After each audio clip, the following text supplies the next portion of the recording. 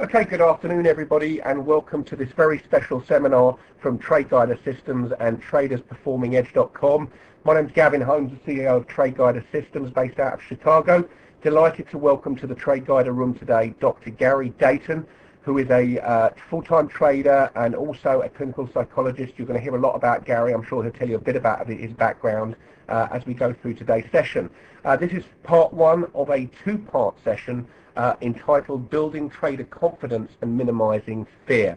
I'm delighted to welcome to the room Sebastian Mandy and Tom Williams, and also Marty's here as well. So many of the Trade Guider team are in the room as we watch this special presentation from Gary.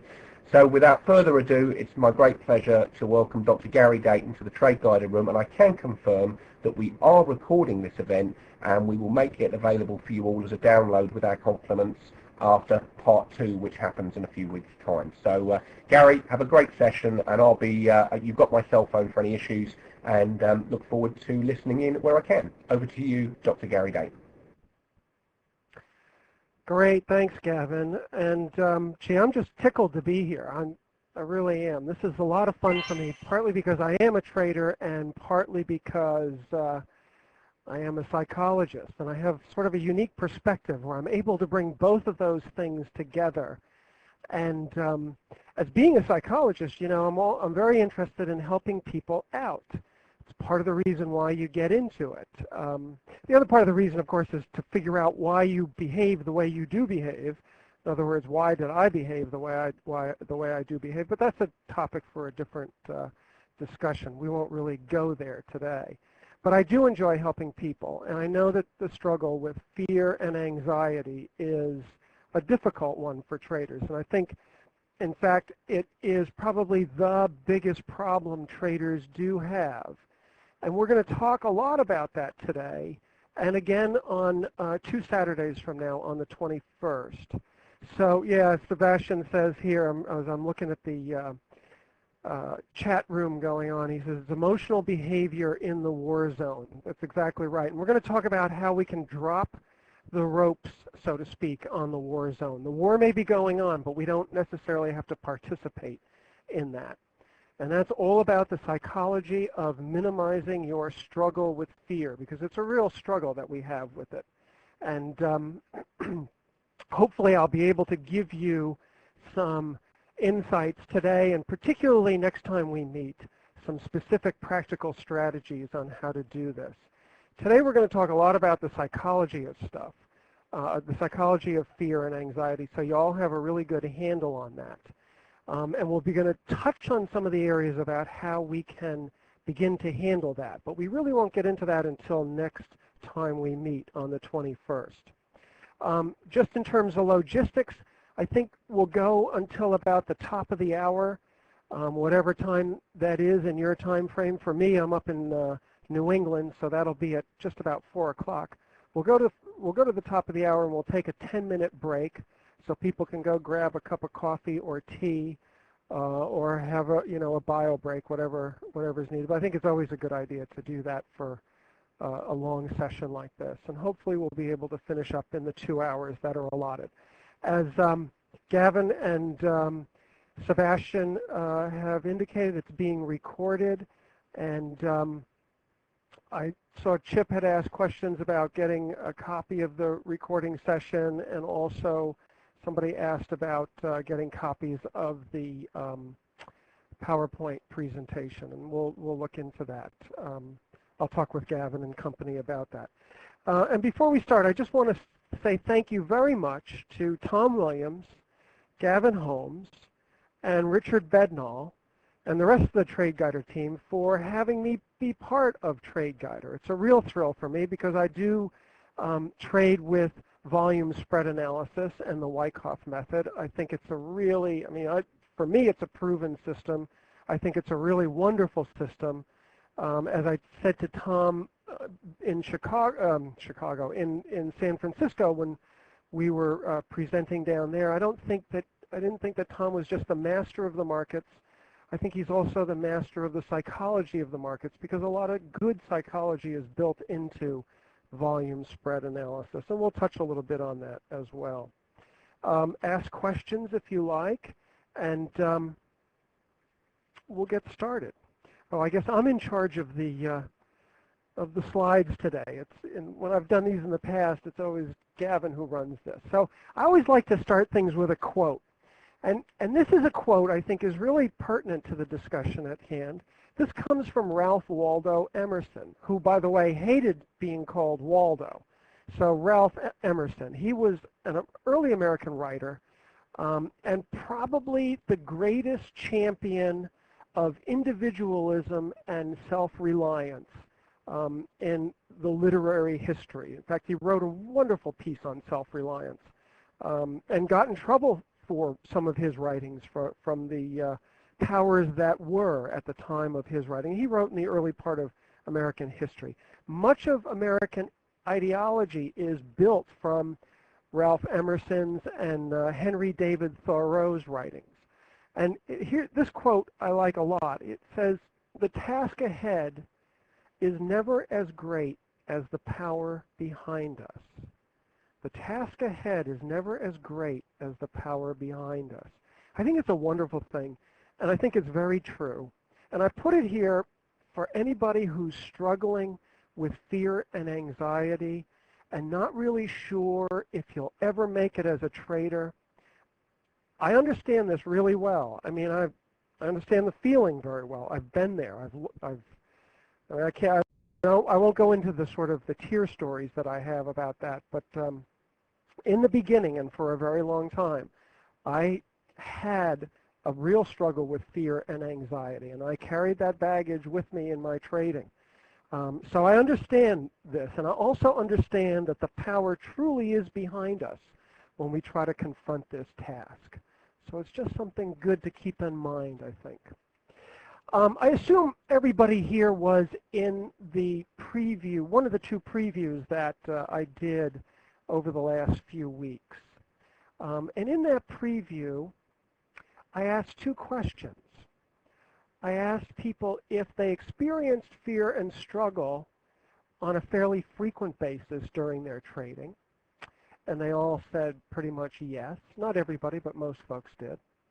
And I asked this question: would you be interested in trading more confidently while minimizing the struggle with fear? Trading more confidently while minimizing the struggle with fear. And not surprisingly, people responded affirmatively to that. Almost everybody responded yes. Now, in that first question, we say minimize the struggle with fear. It's important to remember that we can never get rid of fear entirely. We talked about this in those preview sessions. Fear and anxiety are hardwired, and it serves us really well at times in many situations. If if we don't see a truck coming into our lane and all of a sudden do see it, it's that fight response that we talked about in the preview to this webinar. It's that flight response that gets us out of those fearful situations. So it's very protective. But it's not so good when we're trading day after day and we're struggling with it. It really does detract with our trading.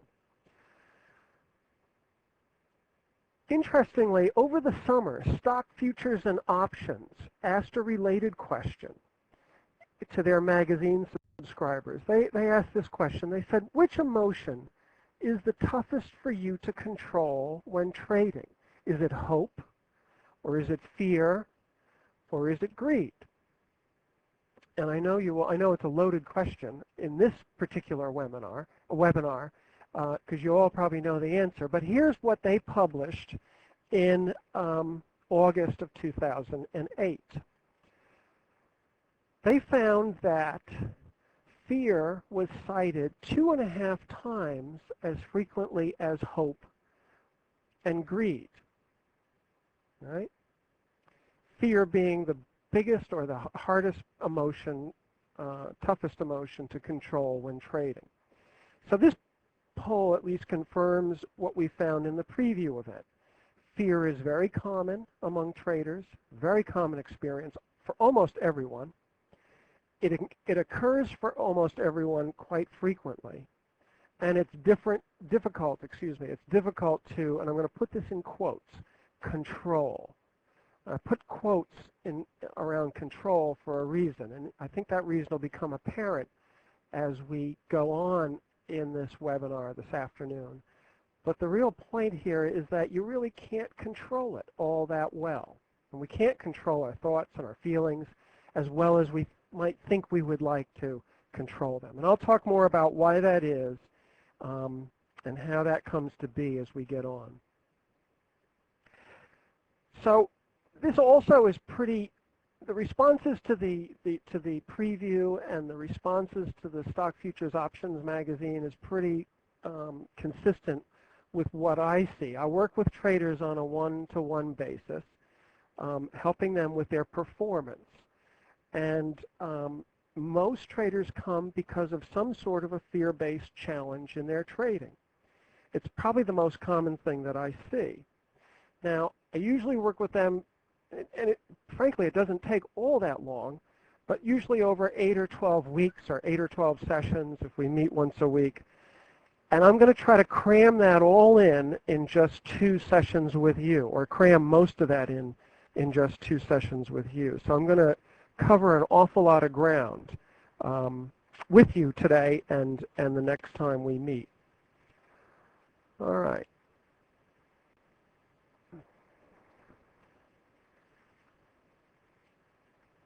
Mark Douglas wrote a pretty good book, I think. It's called Trading in the Zone. And it's got a lot of positive aspects to it in many respects. And it's a good book to read just in general. He talks about fear, and he talks about probabilistic thinking and kind of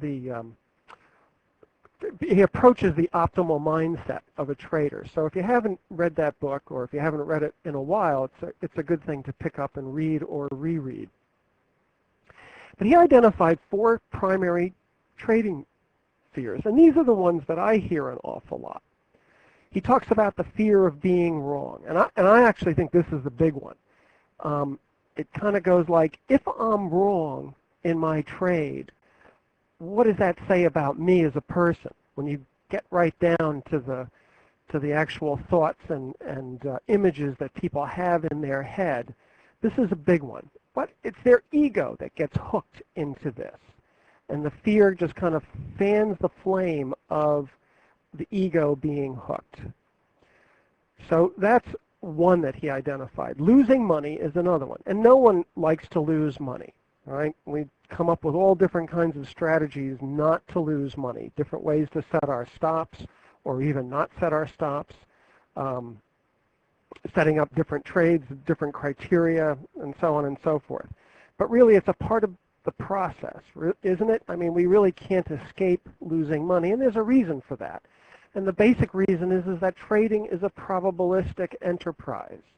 It means that not every trade is going to work out 100%. There's a probability.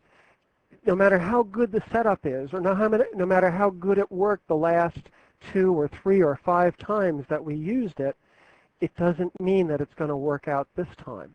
If we have a 70% chance, 70% win-loss ratio where 70% are winners and 30% are losers over a long series of trades, we have a 30% chance of losing on any given trade in that particular, with that particular setup. So losing money is a fear, but it's a reality, and there's nothing we can do about it. We just can't escape it, though we try. We also have the fear of missing out. This leads to overtrading. We see a trade that occurs, and we don't want. We see a market movement, I should say, not a trade. We see a market movement that occurs. It's outside of our trading zone, but we're fearful of missing out, so we want to get in that trade. We jump in on anything that looks attractive or pretty, and we all know that we're usually buying at the highs or selling at the lows on widespread with large volume coming in, and it's not the time to be making that trade, although that's when those trades seem to be most attractive to us. And there's also fear of leaving money on the excuse me, on the table. It's kind of the thought that goes through your head on this is, I didn't make as much money as I should have made. And there's a strong tendency now, if that occurs on your one trade, the next trade is going to be influenced by that. We might hold on longer than we should, and we wind up not making as much money. We give money back to the market rather than leaving it on the table. So there's a lot of different ways to trigger fear. A lot of different thoughts go through our minds that are prompted by market action and our particular situation at the moment in our trading. There's no one way that this occurs. And also, stock futures and options asked about hope and greed, and they juxtaposed it against fear. But I think that hope and greed can also be considered forms of fear. And I'll just explain that a little bit. Holding on to a loser is really an expression of hope, hoping that it's going to rally back up to where we can break even or show a little bit of a profit. This is a fear of being wrong. I don't really want to be wrong. And it's a fear of losing money. That's where hope kind of comes in my judgment anyway. So I'll hold on, hoping I won't take a loss because I'm afraid of taking a loss. And my ego is sort of sensitive to being wrong. It always wants to be right.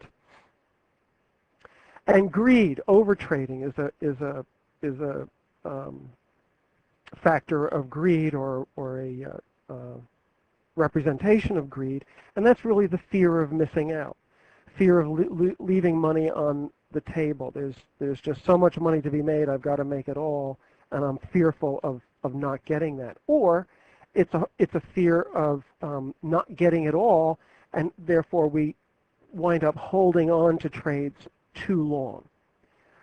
So just as a quick recap, we have the fear of being wrong, hooking our ego, the fear of losing money, which no one likes but is just part and parcel of trading, the fear of missing out, and the fear of not getting all of the profit.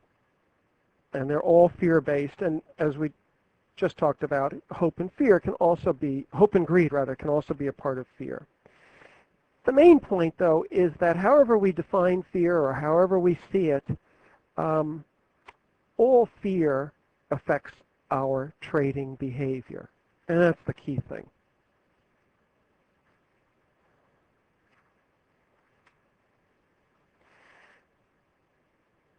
Now, we talked a lot about what happens when we become fearful in the preview sessions.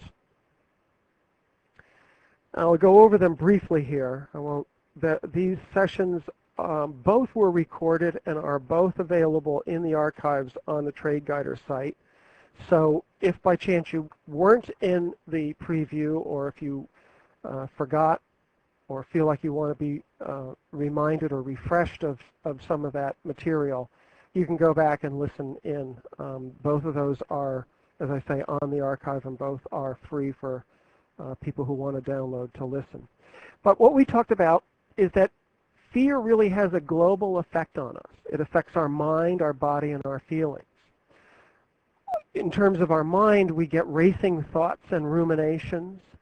We can't stop thinking about what's making us fearful. And our mind just keeps going over and over and over and over again about what we are concerned with. Interesting thing about this.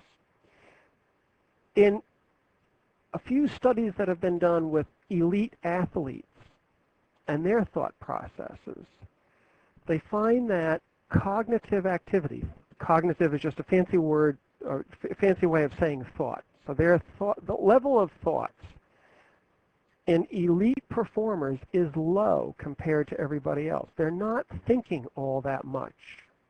They still have negative thoughts, interestingly enough, these studies show. They still have negative feelings as well. But they've figured out a way not to let them bother them. And because of that, they tend to focus more on their tasks at hand, their performance tasks, rather than on their thoughts and their feelings. If Tiger Woods, for example, focused on the flutters in his heart and the specific, the thoughts that he had, am I going to make this shot, am I going to make this putt, or am I not going to make this putt, he knows that that would not be very conducive to making that stroke and that putt. So even though he has those thoughts, and even though he has those feelings, he acts in the service of good golfing behavior, if you will, instead of acting in the service of his fear. Right? I'll get more into this as we go on. We also talked about body, how it affects our body, sensations, body muscle tension, our heart rate increases, our breathing tends to come up into the top of our lungs rather than being deeper in the lower section of our abdomen. Our pulse rate quickens, we start to get sweaty, all of those symptoms. Blood drains out of the feet and the hands and the arms, making our hands feel a little numb perhaps, or tingly or cold. Blood also drains out of our thinking center of the brain, and it goes into the emotional and the movement centers of the brain, mainly because the body doesn't want us to be thinking when we're under stress. It wants us to act, and it wants us to feel what we should be doing rather than to be thinking. Thinking is a much more ponderous and slow way to come to a decision. Feeling and action are much quicker. And we also have feelings of fear and anxiety, apprehension. It's uncomfortable. The nervousness is uncomfortable, no question about it, and we feel all of that. So when we have these feelings of stress and fear, it affects us globally. We talked a little bit about the fight-flight response. It's an automatic response to help us deal with threats. And as I said earlier, when a truck is about to hit us, it's great, but it's not so great when we perceive or imagine a threat coming off of our computer screens and our charts. We also learn as a conditioned response to fear the market. We pair losses and stressful experiences with the experience of watching the chart day after day, and this pairing, just like the Pavlovian dogs responding to a bell and salivating when it was paired with the food that they were getting, this pairing creates an anxiety with us.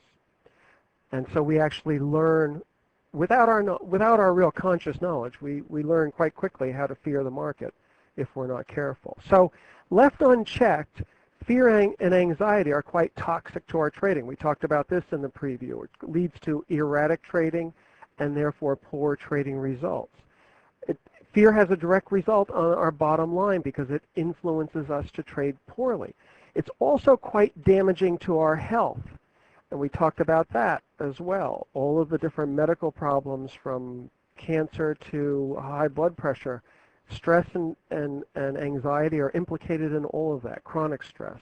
And if trading can be a chronically stressful lifestyle and job.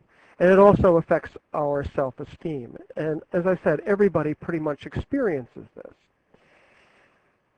So let's look a little bit more carefully at this to see what happens to most traders. And I call this a vicious cycle of fear and stress. We have a series starting at the top here. We have a series of losses or significant losses. We learn to fear the market. We get into this stress response when we're fearful or when we're anxious that creates all of this bodily and mental and emotional sensations that we have that leads us to erratic trading. And we continue, that produces more losses for us. We continue to be fearful of the market. It continues to create the stresses and the strains in our body, mind, and emotions, leading more to erratic trading, and the cycle goes on and on and on without interruption. It goes on and on and on without interruption until eventually the trader either blows up their account or they burn out. Burning out means you just get tired. You can't take this anymore. You're not winning. It doesn't make any sense. You're stressed all the time. You're getting,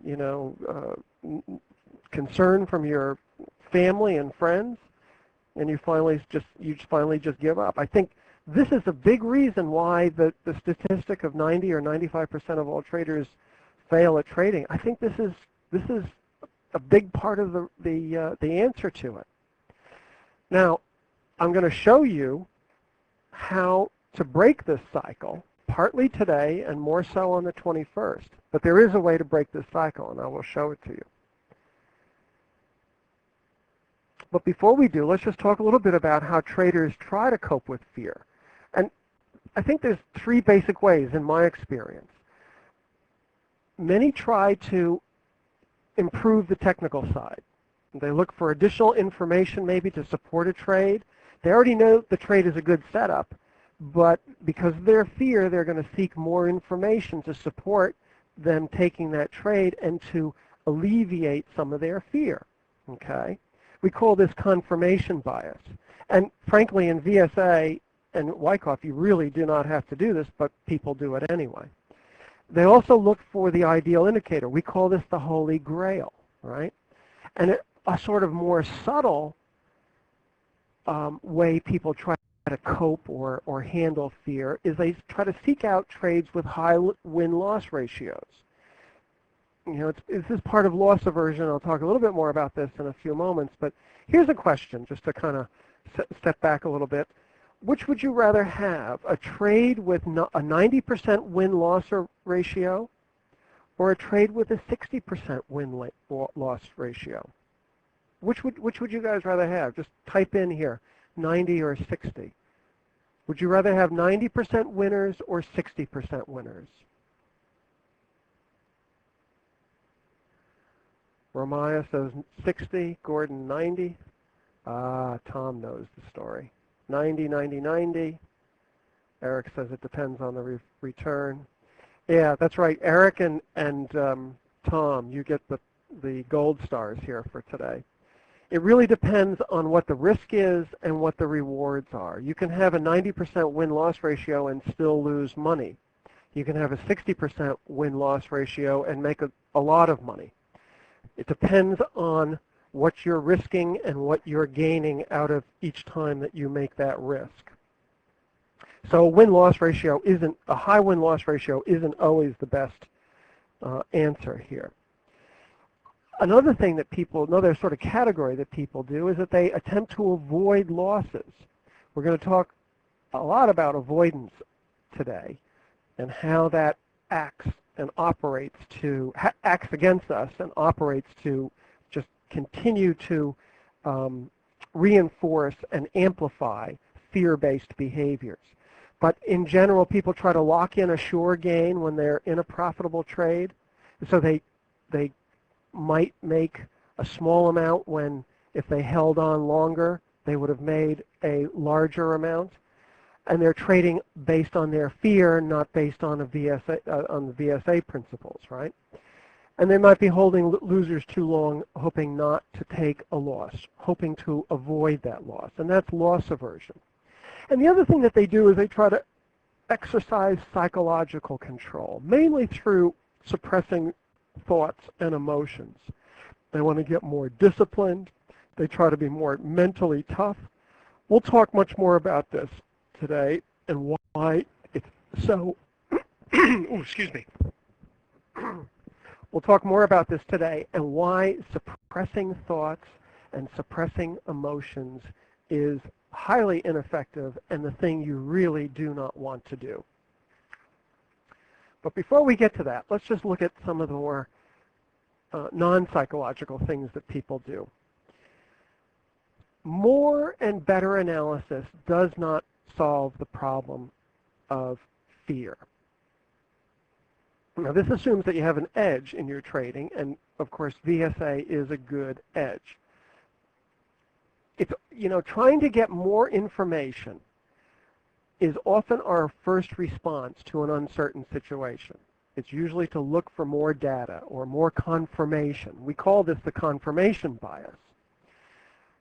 Here's an interesting study. I want to go through this with you. It's a study of horse race handicappers, people who bet on the horses, the parimutuel bettors. And it's a study of 4 different trials. The trials are down along the bottom of the graph, 1, 2, 3, 4, right? And in each trial, the horse bettors were given more and more information. And the information is on the left-hand column, and it goes from 0 to 45, right? So the green line here is the pieces of information. So in the very first trial, they were given 5 pieces of information about their horses that they could bet on that given day or on that given run of that race. In the next trial, trial number 2, they doubled it, and they gave them 10 pieces of information. Trial number 3, they doubled that again, and they gave them 20 pieces, and then, of course, you can see by the time they got to trial number 4, they gave them 40 pieces of information. Okay? They kept adding the information up. Now, the blue line is interesting, too. This is a line that represents the confidence that the horse bettors had in their bets. And you can see that as the information went up, their confidence also rose, right? But look at the accuracy. That's the red line in the middle here. It's pretty flat. What does that say? It says that accuracy was just as good with 5 pieces of information as it was with 40 pieces, 8 times as much information. Okay? But here's the rub to this. With more information, they became more confident, and that's deceptive because the risk here is that you become unsoundly overconfident the more you add information on. Okay? And again, we call this confirmation bias, and it's, as I say, it's seeking additional information in the face of uncertainty to really to support what you already know. You've got a trade here. It's set up properly. There's no reason you need to check something else or get additional pieces of information, but when we're under fear and anxiety, it's often the first thing we do. And I guess the classic example of this, and we don't see this so much in VSA, but a classic example is that if you're using a MACD to help you frame your trades, and you see a good trade set up on the MACD, you say, oh, wait a minute, I've got to check the RSI or the stochastic just to make sure, right? That's confirmation bias. It's an unnecessary piece of information for a trade you already know meets your plan and meets your setup and should be taken. The same thing is with the Holy Grail. And this is why seeking the Holy Grail out never works. Adding new information or going to different information isn't going to work for you. Okay? That's the fallacy behind looking for different information. I like this study. It's not with traders, but it's very similar. Parimutuel bettors operate in a probabilistic field just like traders do. And so even though it's not exactly a group of traders being studied, the results and the situations are analogous to trading, and I like this a lot. You know, the thing here too is that we really want disconfirmation, not confirmation. George Soros talks about this in one of his books, and I forget the quote exactly, but he said, you know, people who try to confirm what you already know, there's lots of them. It's the folks who are trying to disconfirm something in the market. Those are the special folks that you want to pay attention to. And see if you can follow me on this. I know disconfirmation might be a stretch for us a little bit, but let's say we see a sign of strength in the market. What do we look for next in VSA? And I'll try to explain this disconfirmation. Tell me what you would see, what you would look for next. Are we looking for a narrow bar coming into where we saw the sign of strength, or are we looking for a widespread bars? What specific things are we looking for? Can you guys type that in?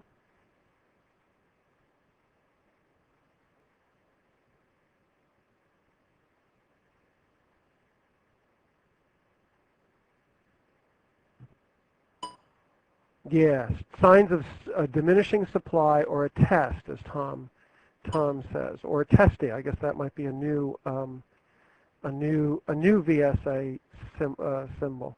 Or Jerry says test or no supply. Exactly right. That's okay, Tom. Bad typing.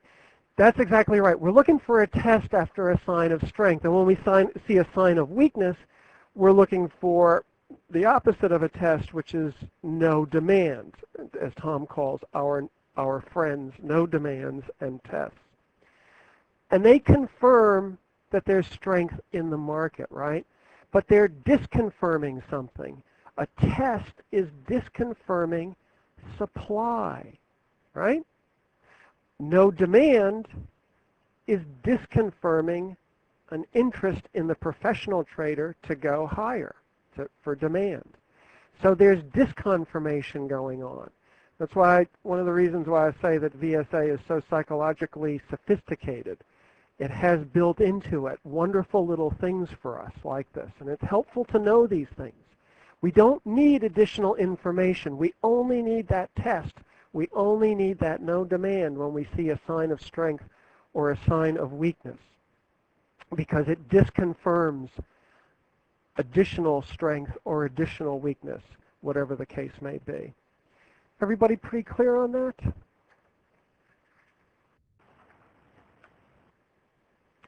All right, let me go on here to loss aversion. There's really two sides to loss aversion, and we talked about this in the preview a lot, so I'll just kind of gloss over this. It's a bias in our mental machinery, probably hardwired, but generally people have a significant aversion to loss when they make choices involving risk, and of course trading involves lots of risk. It's one of the reasons why we look for high win-loss ratio trades. Traders are happier when they are right frequently, and that's to kind of kill off, if you will, the fear of being wrong. They lock in the sure gain early when they're in a profitable trade. Again, we're locking in that sure gain to satisfy the desire to be right. But the backside of that is that we're cutting our winners short, and it's not good trading behavior. You know, when we look at loss from a psychological point of view, study after study after study shows this, and it doesn't matter what the size of the loss or the size of the gain is. It can be small or large. It comes up the same, and it's across all different kinds of losses and wins.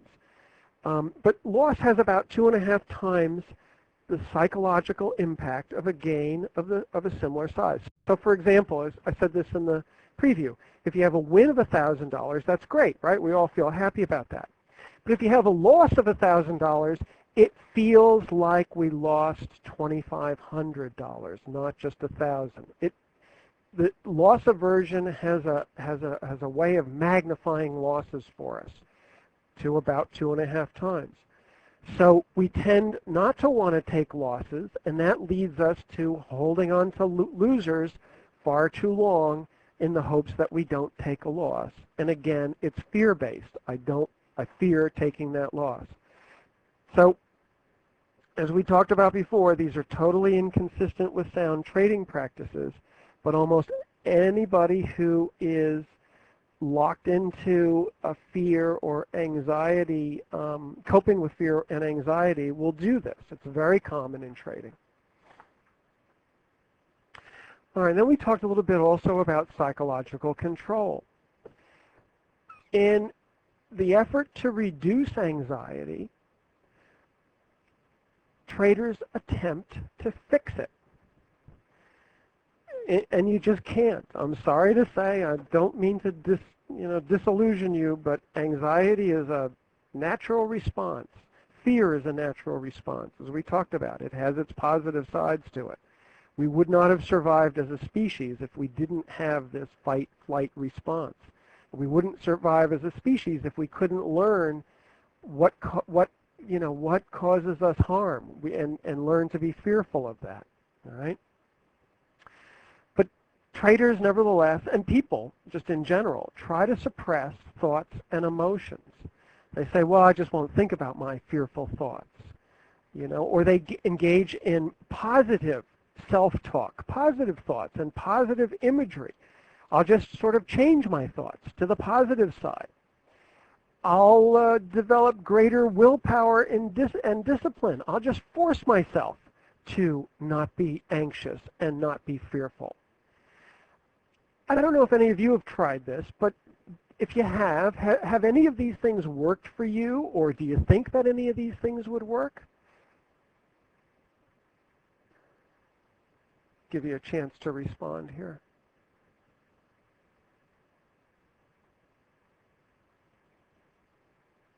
Yep, haven't worked yet, and they never work. Good. And Brian says no. And that's the truth. They don't work. And I tried forcing patience, but not so good. Imagine that. I'm forcing to be patient. Yes, it does seem like a good idea, Jacques. Absolutely.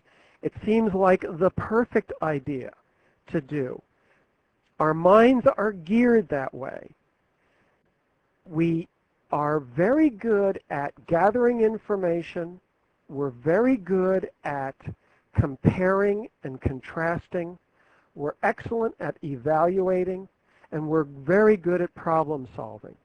If we were locked in a room and had no way to get out, we could think through different ways, different options to get out, right? It's not that difficult to do. Or if we wanted to make improvements to our living room, we could think of things, we could problem solve how to do that. If we wanted to make a better water bottle, I mean, pick your thing. If we wanted to make a better water bottle, we could compare an idea, a plan, with an existing water bottle or a sample of water bottles that we considered meeting good criteria, good qualifications. And we could compare and contrast our ideas against the existing. We could look to see where we could improve on those, problem solve how to do that, and produce a better water bottle if we wanted to do that. Our mind is geared to that, and it's wonderful, absolutely wonderful. If we have a car that's broken and we need to have it fixed, we bring it to the auto repair shop to get it fixed. It's not so good when we are working on things internally, when we're talking about psychological things. It's very easy for us to compare ourselves, for example, against somebody else. I compare myself against, for example, Tom Williams in my trading, and I find myself falling short. Now, it's easy then to immediately go into a thought of, oh, I'm not good as Tom, or I'm not good enough. And then that starts a depressive process, a psychological depressive process. We'll continue to problem solve how to get good, but typically we don't do that. We kind of run up against that wall and we start to feel bad. So it may seem like a good idea, Jacques, but it's really not. And this is the reason why it doesn't work. Fixing our insides, it just hasn't worked, as most people, and we're going to go through an exercise in the next couple of weeks, because I'm going to ask you to go through how you've coped. And I want you to experience this for yourself. Don't just take my words for it, because my words are my words, and my experience can be different than yours. You really need to experience this stuff to be able to make the changes that you're looking to make. And I've set up some what I call action items for us to do over the course of the next 2 weeks between this session and the next session. A series of things that I think will be helpful for you. All right, let's go on here. There's a paradox, too. Part of the reason why it doesn't work is, as I talked about with the mind, and how it's great for problem solving on the outside, in the world of things, but not so great problem solving in our internally, in our psychology. Here's one of the things that it does do, though, when it tries to problem solve. We say to ourselves, I don't want to think about that thought anymore. I just want to think about good thoughts. I want to suppress those negative, bad thoughts and those bad emotions, those scary thoughts and that fear. Well, new science is showing that when we tell our mind we don't want fearful thoughts or we don't want fearful emotions, our minds actually start scanning for these fearful thoughts and these fearful emotions. It actually starts looking for them. And you know what? When it finds them, it brings them right up into our consciousness. It brings our attention right to them. So trying to suppress them has the paradoxical effect of actually making them more frequent. Unbelievable as it may sound, that's what happens to us. Not only that, but when we do think those thoughts again, even though we've tried to suppress them, we have what's known as a rebound effect. It's a psychological term, but it basically means that when it comes back in greater force. So when we try to suppress our thoughts, our mind starts scanning for them. When it finds one, it brings our attention right to that thought, and that thought is more amplified than it would have than it had been in the past, and that it would be if we just sort of tripped over it and came to it because of an experience in the environment. So these are some key ideas we're going to come back to in a little bit, but trying to solve the problem through suppression and changing thoughts and having more discipline actually has the reverse effect. So you don't really want to do that. And what happens with us is that we get distracted from what I call a task-relevant focus. And what do I mean by task-relevant focus? It's a focus on behaviors relevant to and specific to good trading. It's another key idea we're going to come back to. But we're behaving all the time. You're sitting there in your chairs listening to this. Sitting and listening are behaviors. You might be taking notes. Those are writing is a behavior. Behavior is anything that you can observe and that actually happens, that you can measure, and that basically everybody who is observing can agree that that behavior has occurred. Okay? And a task-relevant focus is a focus on behaviors that are conducive and promote good trading. And trying to suppress thoughts, trying to think in positive terms and imagery, and those kinds of things are not task relevant. They take us away from good trading behaviors, good trade management behaviors, and they take our focus elsewhere. And part of all of this discussion that we're having this week and next is to begin to clarify those task irrelevant behaviors that we do, fear-based behaviors, so that we know them and we can recognize them when they start to emerge, and to begin to take the time away from them, take the struggle away from them, and put more time into task relevant behaviors in our trading. And I'll talk more about that as we go along.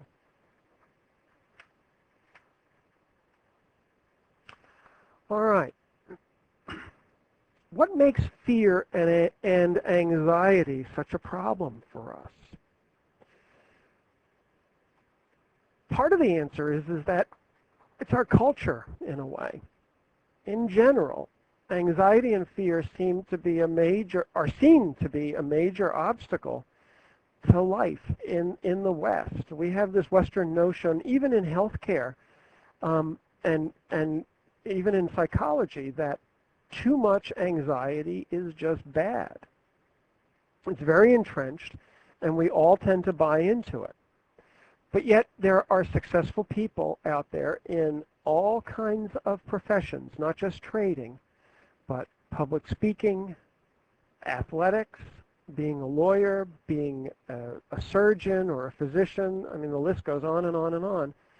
They all have anxiety, they all have fear, and yet they continue to practice their profession and do it well.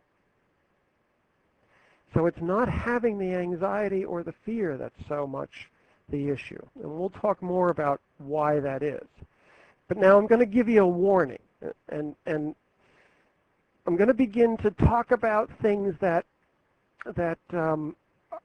may be and probably will be difficult to get your mind around. okay? Some things at first are going to seem confusing perhaps, but that's okay. I'm just going to ask you not to get frustrated, and I'm going to ask you simply to keep an open mind.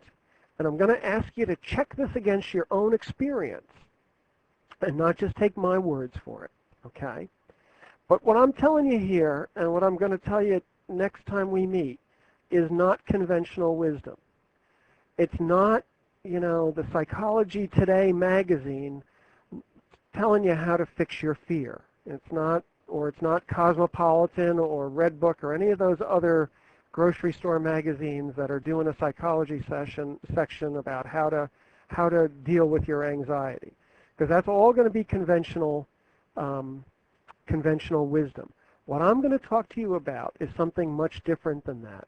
In fact, it's totally different than that. And odds are good that you will not have heard this before.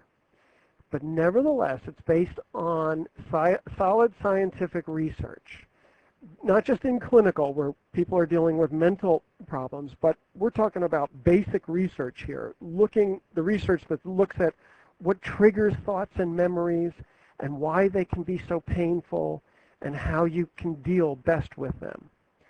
And interestingly enough, human performance and sports psychology is beginning to pick this up. They're more advanced than we are in trading. Sport in particular uses psychologists, uses lots of sports psychologists. And they're beginning to not just pick this up and use this, but they're beginning to do a lot of research on this. And the research is all coming back with good effect. So you're getting cutting edge material here. And that's what I want to show you. But as I say, I want to give you that warning because some of this is going to be hard and some of it's going to be difficult to get your mind around. You're going to be your mind is going to be looking to fix the problem. That's what the mind does. And that's okay. You can thank your mind for that thought, but try to be open about what I'm talking about. We're not broken. We are not broken. Even though it may feel that way at times, we are not broken. We're stuck, not broken. And I'm going to show you how to become less stuck so you can do the things that matter. When I say we're stuck in the dealing of fear and dealing of anxiety rather than in dealing with the things that matter, the task-relevant behaviors that we want to promote in trading, okay? And George, no, when you create a series of note cards to enforce a good habit, that would not do you more harm than good. Those are just a nice little reminder. And next week I'm going to show you how to use not note cards per se, but a set of a model, if you will, or a little a model is probably a good way to say it, a model that you can keep on your trading desk and you can use as a note card to enforce good, what we call mindfulness and noticing behaviors in how to deal with the fears and the anxieties that you have. So the note cards are great. What I'm going to show you is, I hope, you can use it as note cards as well and will be another really good aid for you in that regard. So no, those are not, unless you're saying suppress my thoughts and be disciplined and all of that sort of thing, and actively trying to do that. It's more the action of trying to do that that becomes problematic. All right, so let's go into why fear is such a problem for us. And this basic cutting-edge science has found four main factors. We called it fusion, evaluation, avoidance, and reason-giving. And they created this. I didn't create this, but scientists have created this with the FEAR acronym there. So it's kind of clever that they did that. The most important ones, I'll tell you in advance, are fusion and avoidance. Okay? But the other two, evaluation and reason-giving, are also important. All right. So what is this fusion thing anyway, and what does it mean to me? Fusion is responding to thoughts and words and images and memories and sensations. Thoughts, words, images, and memories that are coming into your mind and sensations that are coming into your body. Responding to those as if they're the same thing as the experiences or the events that they're describing. We're treating them as if they're the same thing as the event or the same thing as the experience. And the best way that I can show you what this is all about is through a little experiential exercise. So I'm just going to ask you for the moment to sit back, relax, and just experience what I'm about to tell you, okay? I have in front of me a yellow fruit. I just picked this off the tree, and it's very, very ripe, and I can tell it's full of juice and fruit, and it's very yellow.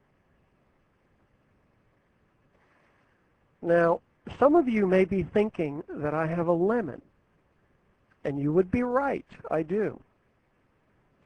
Now, I'd like you, if you're willing to continue with this, just to imagine that ripe yellow fruit, that ripe yellow lemon, just imagine it in your mind's eye, okay? I'm taking that lemon, and I've put it down on my cutting board, and with my knife, if you can imagine this, I'm taking my knife and I'm slicing through the lemon, and juice flows out all over the cutting board, and I can already smell the scent of the lemon. Now, I'd like you to imagine that I'm holding this cut lemon right up in front of you, up over your head, and you open your mouth and I squeeze. All that lemon juice going into your mouth. All right. How many of you puckered up? How many of you notice more saliva in your mouth? I'm not sure which is who here, Eric or Debbie, but they both say yes. Brian says yes. Scott says yes. Yeah. Both are here. Okay, great. Eric and Debbie. That's terrific. So pretty much everybody experienced that, and that's not a surprise at all. If I put an electrode on you, and psychologists do this, we could measure the muscle movement in your mouth and in your jaw, and we could also measure the increase in saliva. And your saliva would definitely increase. In fact, my mouth watered just talking about this. Well, this is fusion, folks. This is fusion. We're responding to the words and the images as if they were a real lemon being squeezed into your mouth and you could taste that juice. But there wasn't any lemon and there wasn't any juice. You were just fused with the words and the images. All right? You just saw or responded to those words and images as if they were there. And you responded in a real way. It's a natural function. We do that all the time with words because of the way in which we use words and symbols. This is part of the basic science that I'm talking about. It's the first time in the history of psychology that we're actually doing the basic science, that actually the basic science was done before the practical therapies and interventions were created. And that's why this stuff is so new. All right. This is fusion, right? We imagine that lemon being squeezed and we responded to it. Well, we do the same thing with thoughts and images of fear. And thoughts are just words. Here, look. If we were out put yourself in the setting of a campfire in the middle of the night, camping out, and then somebody starts talking about some chainsaw axe murderer killing, Bloody Mary or whatever. You would have a fear response. You would definitely have that. It's the same thing. We are just responding like we did with the lemon, even though it's just thoughts and images. Does everybody get this idea? Let me know with a Y or an N, because it's important. Good. Good, good, good, good, good. Good. This is fusion, and this is why fear is so difficult. All right, let's take a little break. I see it's the top of the hour. Let's take a little bit of a break, and we'll be back in, I see my clock says 4:04. Let's make it let's make it all right, let's make it 10 minutes. Let me ask this question. Would it be a problem if I go over by 15 or 20 minutes to today, or would that be a problem? Not a problem, not a problem, no problem, no problem. Okay. Good. Okay, I'm assuming no means no problem not go over. All right, so I probably will go over a little bit. I apologize for that. But I can always stop and we'll do it. We'll finish it up, next time. So let's take a break, get a cup of coffee, do whatever you need to do, and I'll see you in 10.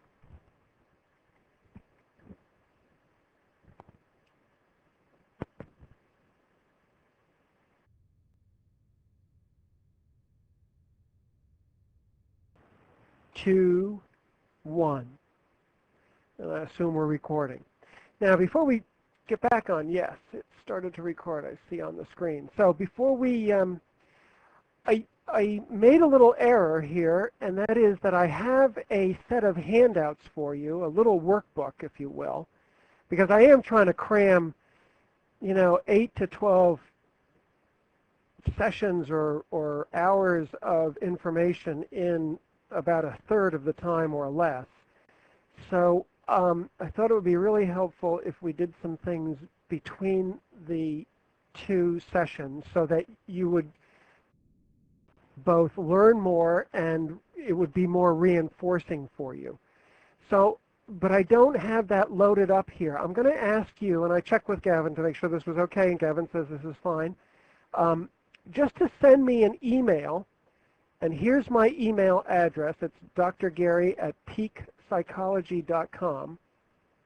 I'm just going to ask you to send an email to me and just put fear seminar or something along those lines on the subject line. You don't even have to say anything in the body. Just so that I have your email, and later on this afternoon or tonight, or this morning, whatever your time zone happens to be, I will send you out via email the handouts, the workbooks, and we're going to discuss those as we go along. Okay, so just send me an email, and I will get those out to you. Thank you. Now, let's go back to fusion. We had that experience with the lemon, and that's how we treat our thoughts and words and images and even memories and such and sensations as if they are the same thing that they are describing to us. I described the lemon, and you could see it, and you could feel the juice, and so on and so forth. A wonderful acronym to describe the fusion process is this: false evidence appearing real. Nothing in the lemon was actual and true. It didn't exist in reality, and yet it appeared real. Same thing is true with fear and anxiety. It appears real. Our thoughts appear as if there's something we have got to react to. They just seem real to us, and yet we're fused at that point with our thoughts and our images. Thoughts are just words, right? We'll talk a little bit more about that. But we set into motion our anxiety and fear when we feed into these unpleasant thoughts and feelings by getting fused with them.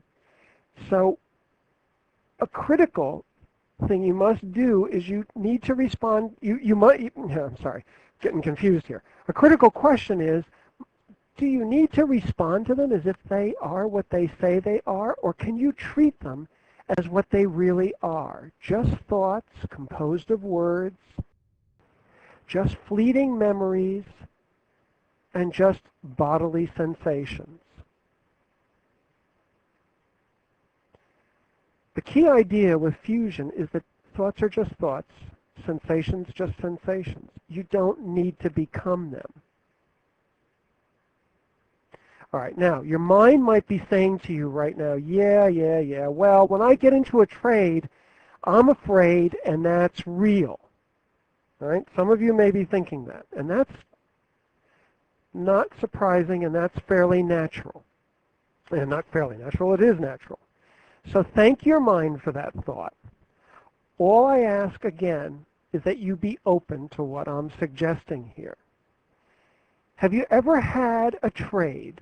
Here's a good question that you can ask yourself. Have you ever had a trade and your mind says, quick, get out, it's going to be a loser, you got to lock in the profit, or just get out, you don't want to take a loss. And you respond to that because you're fused.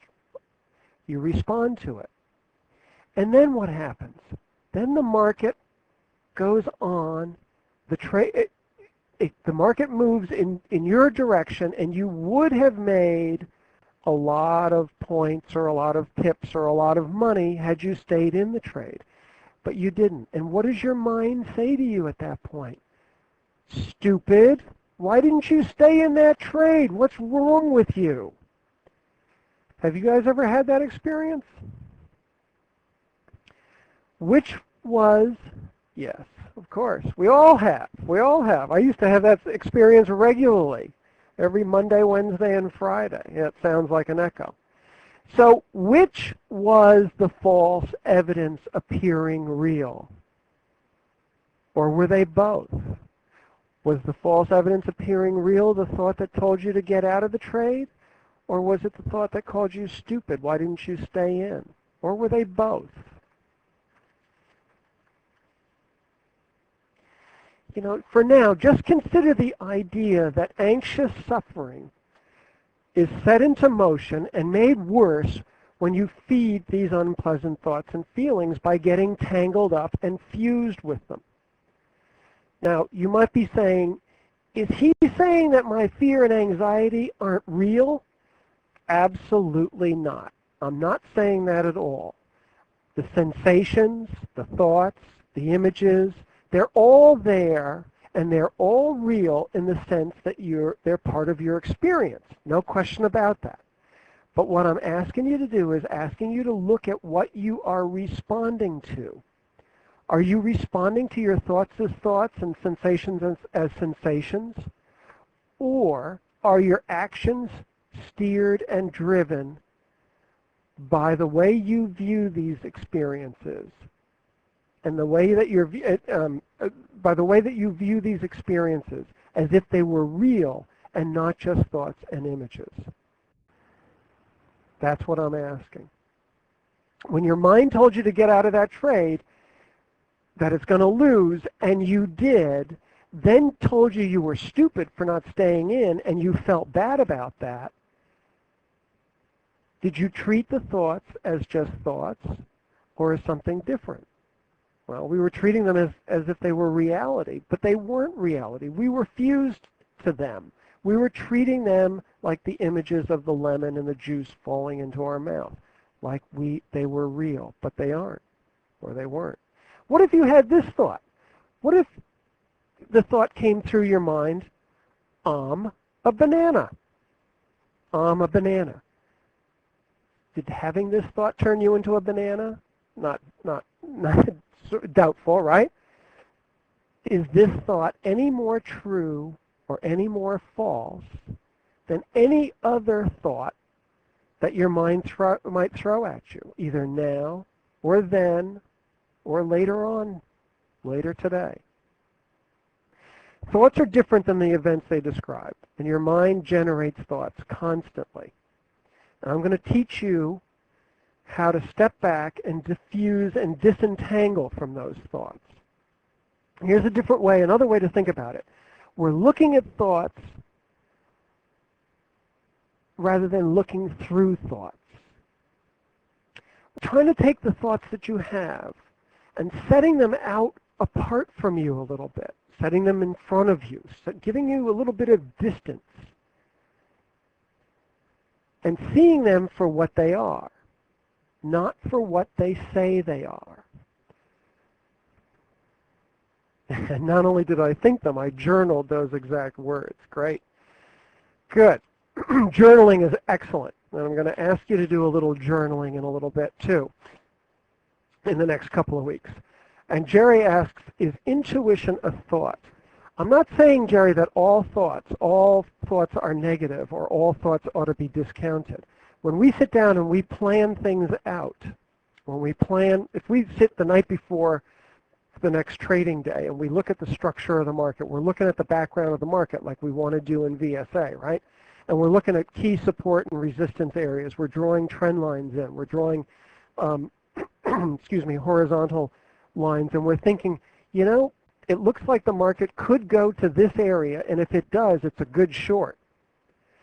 Now, that's planning out, and those are thoughts, and those are useful thoughts for us to have, and we can jot those down, and we can say, this will be helpful for us tomorrow if the market comes up, shows us a sign of weakness, gives us a no demand, and we can take that short in that resistance area if it comes to that. That's a good thing to do. And that's helpful. Thoughts can be helpful. I'm not saying that thoughts are unhelpful. They're both. They can be helpful or unhelpful. Intuitions are, what's an intuition? That's a good question. I'm not even sure I could define it necessarily. Probably coming out of some past experience we've had, a little bit of an image, and maybe a set of thoughts that come with that. Those are things to note down and pay attention to, I think. Those can be very helpful.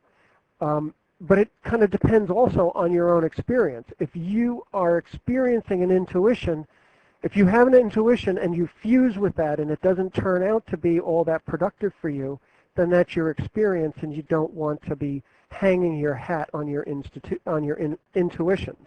On the other hand, if they are coming out and being productive for you and being helpful for you, then you want to pay attention to those. Okay? So we talked about fusion, and that's very important. Evaluating your experience is also part of the anxiety, and we're always evaluating. It's what the mind does. We look at good, bad, right, wrong, happy, sad, fear, calm. Evaluation, there's nothing wrong with evaluations. It's natural, and it helps us with many different things. It's just not so great when we turn it against ourselves, like calling ourselves stupid. We should have stayed in that trade. That was an evaluation of an experience. And the thing is that we know now is that our evaluations of our experiences rarely add to the experience itself. When we buy into and feed our negative evaluations, we're just fueling our struggle with fear and anxiety in an unnecessary way. We're harming ourselves when we evaluate and buy into the evaluations. And there's a really good concept to have when we're thinking about how we treat ourselves. We should be treating ourselves with kindness and compassion. Or a different way to think about it is non-harming. Non-harming. Try to be non-harming with ourselves. Try to be non-harming with other people as well. It's a good way to be, but in particular with ourselves. It's just a good thing to keep in mind. Here's an experience I'll bet many of us, especially the guys in this group, have had. We're driving along in our car. It's a nice day. It's very pleasant. We're having a good time. It's just we've got the radio on maybe. It's our favorite song coming on. We're just in this really wonderful space, so to speak, having a good time. And then some SOB, that's son of a bitch for anybody who's not in the U.S. or in the West, I guess. Some son of a bitch comes along and cuts us off. And we get angry, right? I know that I sure do. My wife will tell you about that. But then an hour later, we're still angry and we want to tell our significant other, You know, Eric is coming in and telling Debbie, you can't believe what that SOB did to us, to me in my car, right? That's what we call being hooked. Try to put this image in your mind. A fish on a hook, on a fish hook. It's jumping around, it's struggling really hard, but it can't get off that hook, right? But that's what it's like when we get hooked into our emotions like this, right? In this case, it's anger. And of course, we all do it. But the key is to notice when we're being hooked. Tension always shows up. It always shows up whenever we're hooked. Another way to think about it is being hijacked, having an emotional hijacking. But hooked kind of gives us a better image, especially a fish on a hook that can't get off and it's jiggling and jumping all around. So begin to notice being hooked. And then notice what you do next. This is beginning noticing, awareness, mindfulness. This is some of the key stuff that we're going to be talking about. And you can, do you think, say, in the next month that you're going to be noticed, that you can notice being hooked? How about in the next week? How about today? How about tonight? Do you think you might begin to notice being hooked and then notice what you do next? And it's not just in trading. I'm not talking about getting hooked into fear in a trading situation. Begin to notice this in your life. Just notice when your emotions get pulled in. Just notice being hooked. Be aware of it. And then notice what you do next. What action are you going to take? This is the beginning of being able to deal with your behaviors and your actions and not be so. This is the beginning of being defused from the thoughts, the images, the memories, the sensations that cause us to be hooked, and that start to give us some freedom in how we choose to act after we're hooked. Okay?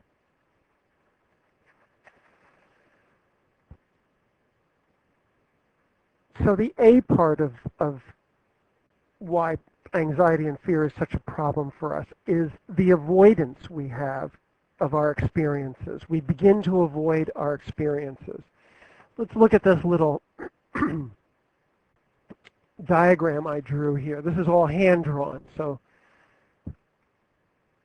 it's not maybe the greatest, but we enter into a trade. We have a fearful reaction, that stress response that we've talked about, the fight-flight response. And what do? We start engaging in behaviors like cutting our winners short or other fearful behaviors. We want to escape that, we want to escape that stress and that fear. It gives us temporary relief and we feel good. It gives us a brief honeymoon, so to speak, but that's highly addictive. We know from countless studies on countless different things that when we get temporary relief, it makes it almost 100% that we're going to use that same strategy again and again and again. So each time we get fearful, we get hooked, and then we escape. And we tend to narrow, this is being stuck. We get into a situation, we get into a trading situation, we have a fear response, we escape it, we get temporary relief. And the loop goes on and on and on. We're stuck in this loop. And what happens is it narrows our responses. We behave in the same way again and again and again. And our behavioral repertoire is narrowed down. We're like a narrow spread bar in our behavior in the way that we can respond to the market, so to speak. We want to be a widespread bar. We want to have a wide range of responses. We want to increase our repertoire.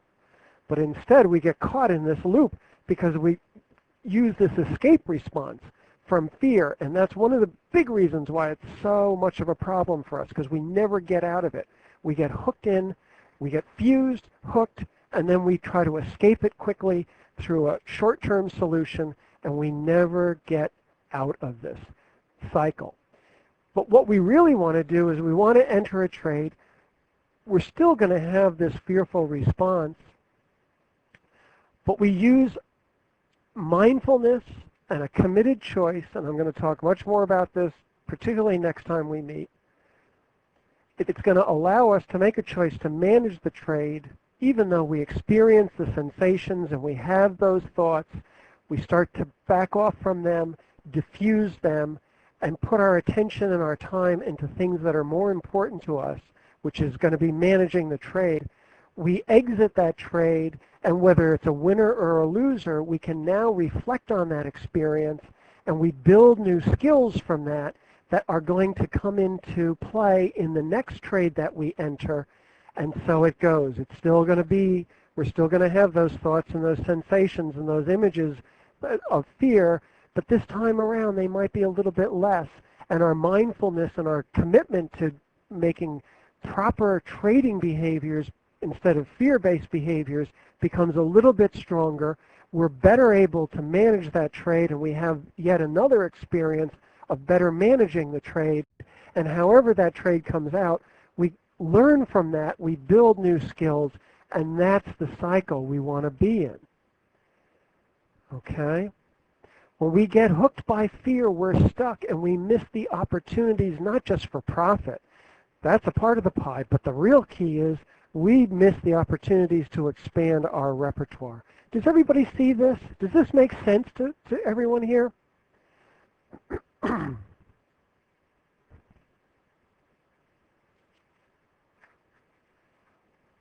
Good, good.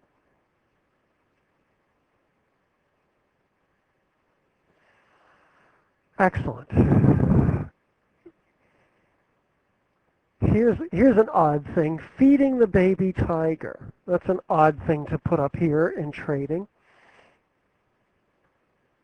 Pretend for the moment, in psychology we like to do a lot of fantasy stuff, right? Here's a fantasy. Pretend I gave you, maybe for Christmas or your birthday, I gave you a baby tiger. Great present, right? But just go with me with this for a second. I give you this tiger, and it's fun, it's playful, it's a little pup, but it growls, and it's growling, and you feed it, right? And what happens? It stops growling, right? And you go along, and everything is fine, but it growls again. And it growls a little bit louder this time. What do? You feed it out of your bowl, right? Out of your chow bowl. You give it some chow. Well, what happens in this story? The tiger gets bigger, right? The growls get louder and louder and more aggressive. And what do? You feed it out of your chow bowl more and more chow. And you get into this never-ending loop, right? You're basically willing to do anything to shut this tiger up. And you're cursing me, for sure, for giving you this damn thing, right? But you're willing to do anything to shut this up. But step back a second. What are you feeding it? What are you feeding it? Here's the chow out of my trading bowl. Here, take some more chow, tiger. Don't remind me of my fear. What is the question here? What are you feeding your fear from your trading bowl? Think about this for a moment. This is a little metaphor, a little analogy, the tiger being fear. What are you feeding out of your trading bowl? What trading chow are you feeding that tiger? If you start to think about this, since we don't have a lot of time, you're feeding it your skills, your trading skills, because you're trading, your actions are based on emotions rather than put a muzzle on it early. There you go. That's great, Gordon. Thank your mind for that wonderful thought. Yes, you're feeding it your opportunities, your desires. You're feeding it your self-esteem. Look, people don't want to have their feelings growl at them. No question about it. But you know, this tiger never attacks you. If you stop feeding it, what happens to your trading bowl? What happens to your trading chow? You know, it's kind of like asking the question, do you care more about being a trader and trading well or more about feeding your anxiety? That's the real question that's being asked. And what you do with your anxiety is really a choice. Anxiety and fear aren't a choice. We've talked about this. They're a natural response. They come and go. Thoughts come and go, right? But your anxiety, what you do with it, is always a choice. And that choice is asking you this question. Can you feel what it's like to have anxiety right now, not forever, but right now, with, as I said before, a bit of compassion and a bit of kindness for yourself, this non-harming idea? Can you have that? Can you start to do this when you're in a trade? This is where we're going with all of this. This is exactly where we're going. And look, let me tell you, we have these feelings of fear and anxiety because we care about this stuff. And it's not just because we care about whether we're going to win or lose or whether we're going to make money or not. We care about our trading. And it's important to us. It's vital to us as traders.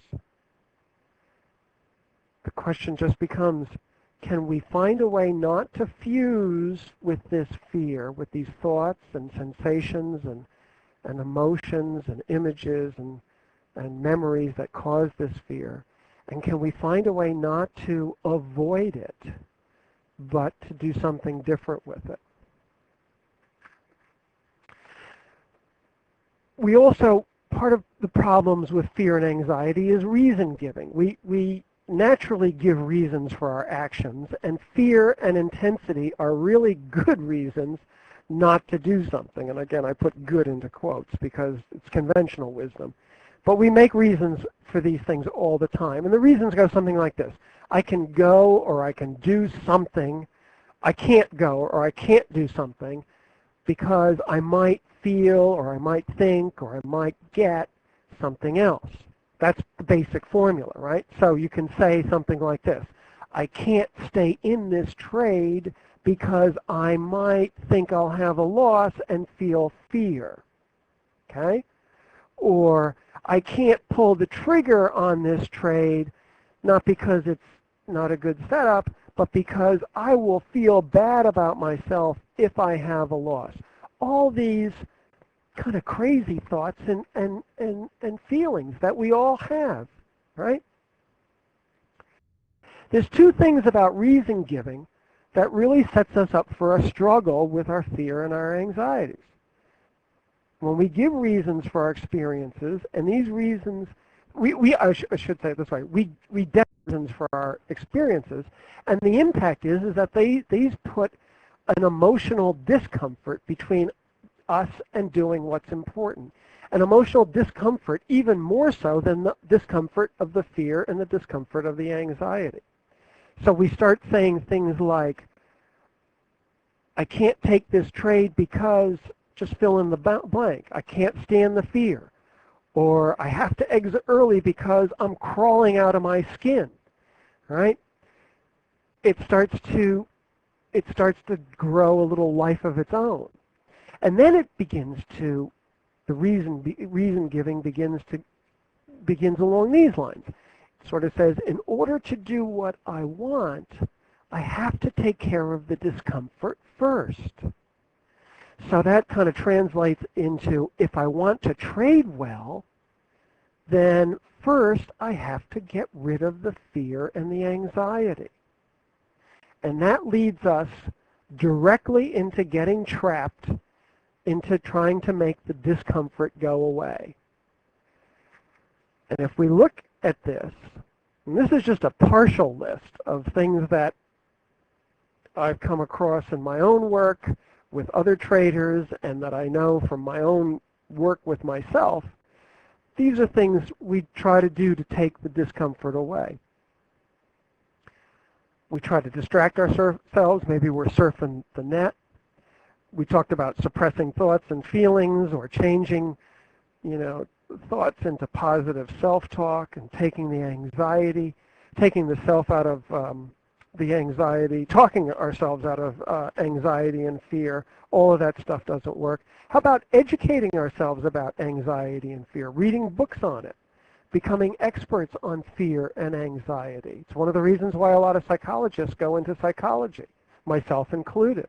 I mean, I had difficulties with this stuff outside of trading before I even got into trading, and I needed to know how to deal with this stuff, right?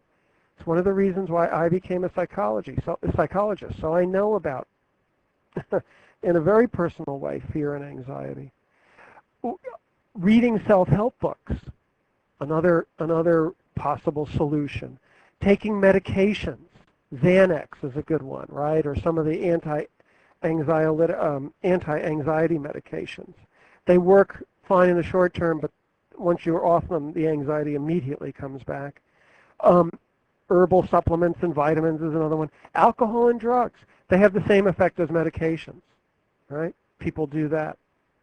Getting into a chat room, very nice distraction. Keeping a lucky coin on our desk or some little talisman or doing some sort of ritual. Rituals, by the way, are helpful. Routines are helpful, like going through your charts the night before, figuring out the support and resistance levels, trying to identify where trades might set up. Great routine. Another great routine is just checking through until you get this really down, checking through your trade checklist before you take a trade, looking for the sign of strength followed by a test. That's a good thing to do. You see tennis players do this all the time. Golfers do this all the time. Watch, I'm blanking on her name now. She's a great tennis player. I'll probably remember it after we, Maria Sharapova. Before she goes to serve, if you're into tennis at all, she has a whole ritual and routine that she does. But that's useful. It's when the ritual or routine is in the service of the fear or the anxiety that it's not such a good thing. Relaxation and meditation, again, in the service of fear, not in the service of trading well. Studying another trading book, looking for better indicators. We already talked about this in terms of additional information. And the list goes on and on and on, okay? And again, it's because we care about our trading. We really want this to be right? So, you know, we need to stop doing the things that are, we know this stuff doesn't work, and we need to stop doing the things that are useless. And the real question for you is, as traders, is how have these well-intentioned coping strategies worked for you? And think about these both in terms of short-term and long-term. And typically what we find is that in the short term they have some effect. They do work a little bit. We pick up a new trading book and we feel relieved that we're going to learn something new. But in the long term it doesn't really work. We already have in VSA the stuff we need. We don't need another trading book to deal with fear and anxiety. We need to deal with that in a different way. And the question becomes then, what have you given up for your fear and anxiety? Money certainly is part of it, but it's also learning the knowledge and the skills and the abilities that you need to have that lead to confident trading. And I'm not trying to make this into a bummer for you, but unless we really look and take stock at this stuff, and we really know that things don't work for us, this experience, we need to know this in our own experience, then we're likely just to go on repeating them over and over again and getting the same results that we always got, and we're going to be caught in that endless loop of feeling good temporarily but not really solving the problem. So two crucial questions you've got to answer, I'm inviting you to answer, is what specifically do you do to cope with your fear and anxiety, and how exactly has this worked out for you? And I've designed a little action item exercise for us to do during the next couple of weeks, and I'm going to send you this, and there's good instruction on how to fill this form out, and it's very helpful to do. Traders appreciate doing this. But you go back over the past several weeks and try to identify situations that created the fear and anxiety response. You can also do this as you go through the course of the next 2 weeks at the end of the trading day and identify. It's good for that as well. Identify fear responses and anxious responses. And I'll just go through this briefly with you. You write down, just note down the situation. So in this example, the trader saw a clear test after a sign of strength. Yep, I can do that. 2 crucial questions you need to ask. Sorry, Jim asked me if I could put these back up again. What specifically do you do to cope with fear and anxiety? And exactly how well has this worked for you? No problem, Jim. So, and as I said, on the little workbook that I put together, and I will email you later after this is over. And if you didn't hear me before, send me your email. I'll put up my email again. It's up there, but I'll stick it up there again. Send me your email and just put in the subject line, the fear seminar, and I will email this out to you. And I checked in with Gavin, and that's okay with him. Okay, so you just note down the situation. I saw, in this case, the trader saw a clear test after a sign of strength, a great trade in VSA. And but she then in the next column we note down a little bit of the experience of fear so that we begin to get a good sense of this. You know, awareness of this stuff is really helpful for us because we can actually, when we start to feel the tension and the numb feeling that she's talking about here, these can become a little signal for us to do something different than respond to the fear, okay? Oftentimes it's just so automatic, we don't even consciously recognize that we're feeling these things. It just happens to us, and we start to take action. I want you to slow down and separate and put those feelings and those thoughts out in front of you a little bit, get a little bit of distance on them, and this is one of the ways to do that. Then note down in the third column the coping or the control strategy that you did. In this case, she didn't take the trade. What was the effect on her? Well, she felt immediate relief, she says, but then she saw the market rally and she felt down about not ever being able to be good at trading. She had some negative thoughts come in. And then a little bit about the costs. She says here, I lost out on a good profit and I missed the opportunity to make a solid trade. Okay?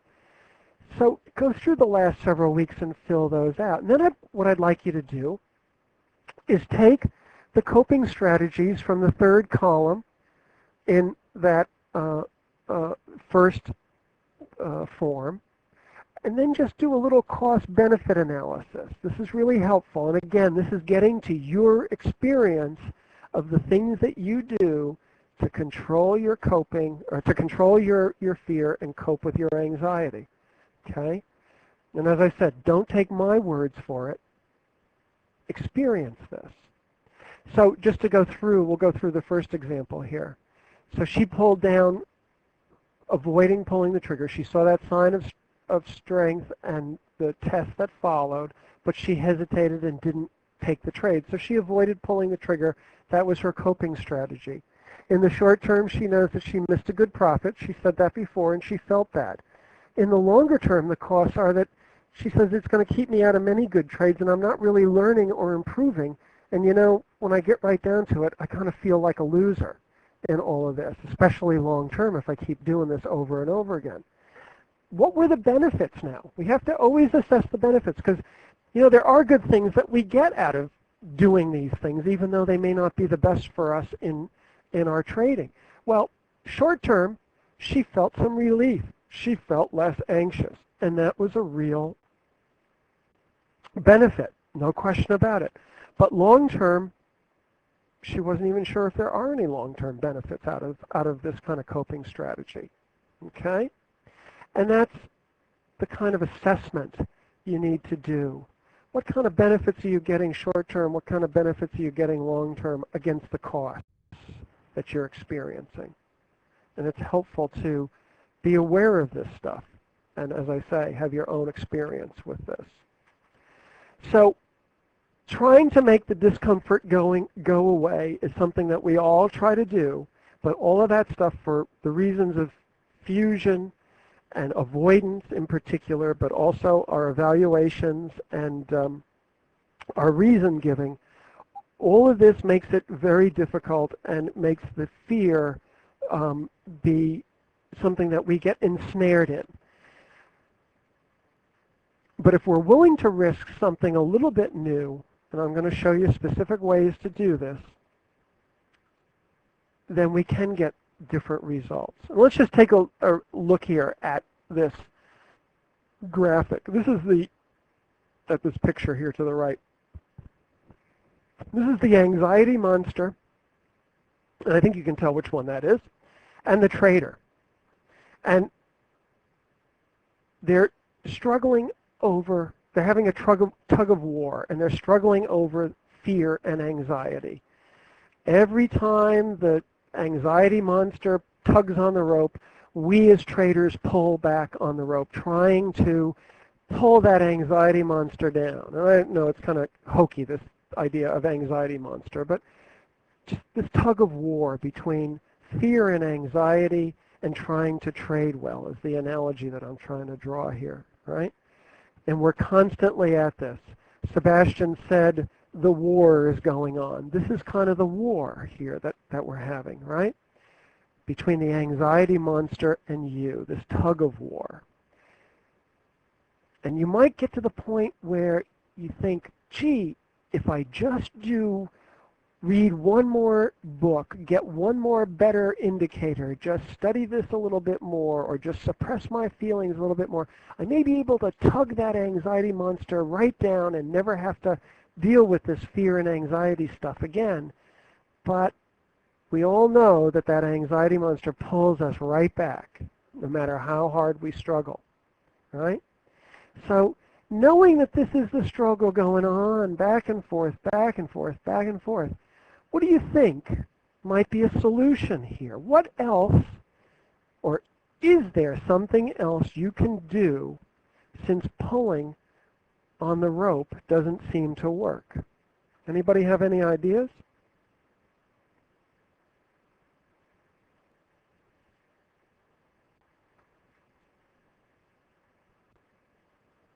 Nobody? Scott's got one. And so does George. Let go. Excellent. Eric and Debbie say let go. Yeah, drop the rope. Drop the rope. Drop the rope. Right? Now, Jaka, I wouldn't say a coping mechanism. I'm just thinking about dropping the rope. And not even so much about David and Goliath, because David had that slingshot and used that to kill off the Goliath, right? But it's dropping the rope, not choosing to struggle with the fear. And I know this is hard. I told you in the beginning as a warning that some of this stuff is going to be hard to get your mind around. And this is kind of the hard part of getting your mind around. But when we're tugging on the rope, we're fused with that fear, with those thoughts of fear and with those emotions of fear. Yeah, don't worry, be happy. Gavin says that. Or we can sell them the rope. That's good. Okay, now we got the creativity kicking in. But the fusion with the anxiety monster is the idea here. And it's taking those thoughts, it's putting the anxiety monster out there in front of us, getting some distance on us, and when we do that, we're then in a position where we can drop the rope. All right.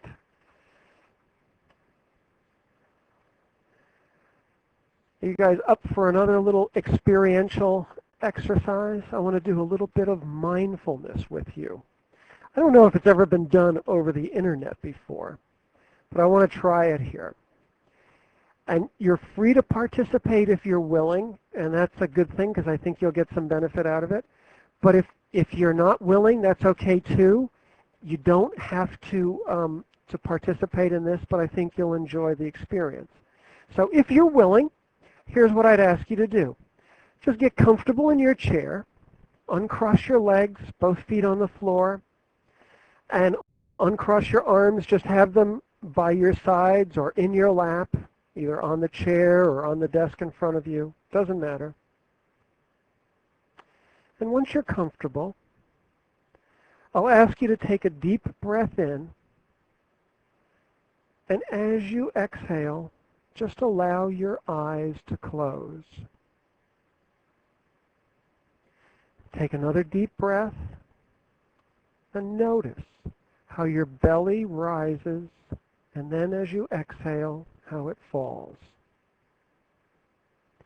And another breath, and you might notice the air coming in and out of your nostrils. Now, let go of your breathing and just breathe as you will. And notice how your back meets the chair. Feel those sensations. And notice where your legs touch the seat of the chair. And notice where the pressure comes in, where your legs meet the surface of the chair occurs. And notice your arms and your hands wherever they touch and the sensations. You might direct your attention up to your face and just notice the air around your face. Perhaps it's cool or maybe it's warm. Just notice. Now I'd ask you to return your attention back to your breathing, just for a few moments. Try to be like a scientist, noticing exactly when the inhale starts and exactly when you shift from inhale to exhale. Observe this for a few moments.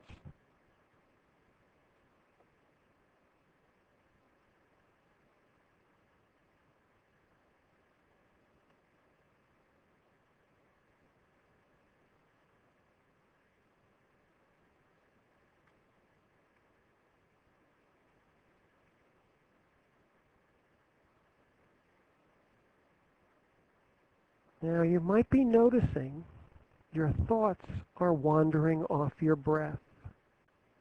And that's okay. Just gently return to your breath. Follow your breath in and out.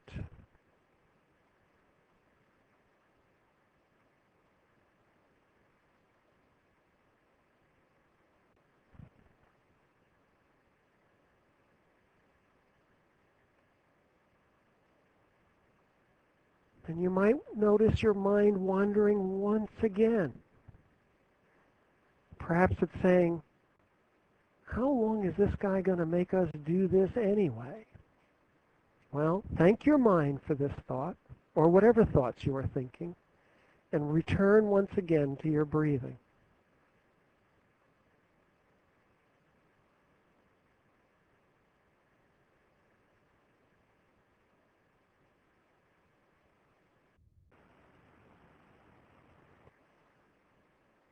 Now I'll ask you to reorient back to the room you're in for a moment.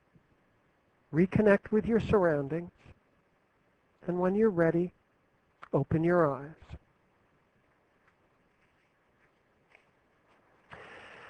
And that, my friends, was an experience in mindfulness. And in your workbook that I'll send you, there's another written mindfulness exercise and experience that you can do. But I want to ask you a little bit about what that was like for you. What did you experience here? Anybody want to give us a sense of what the experience was like for them?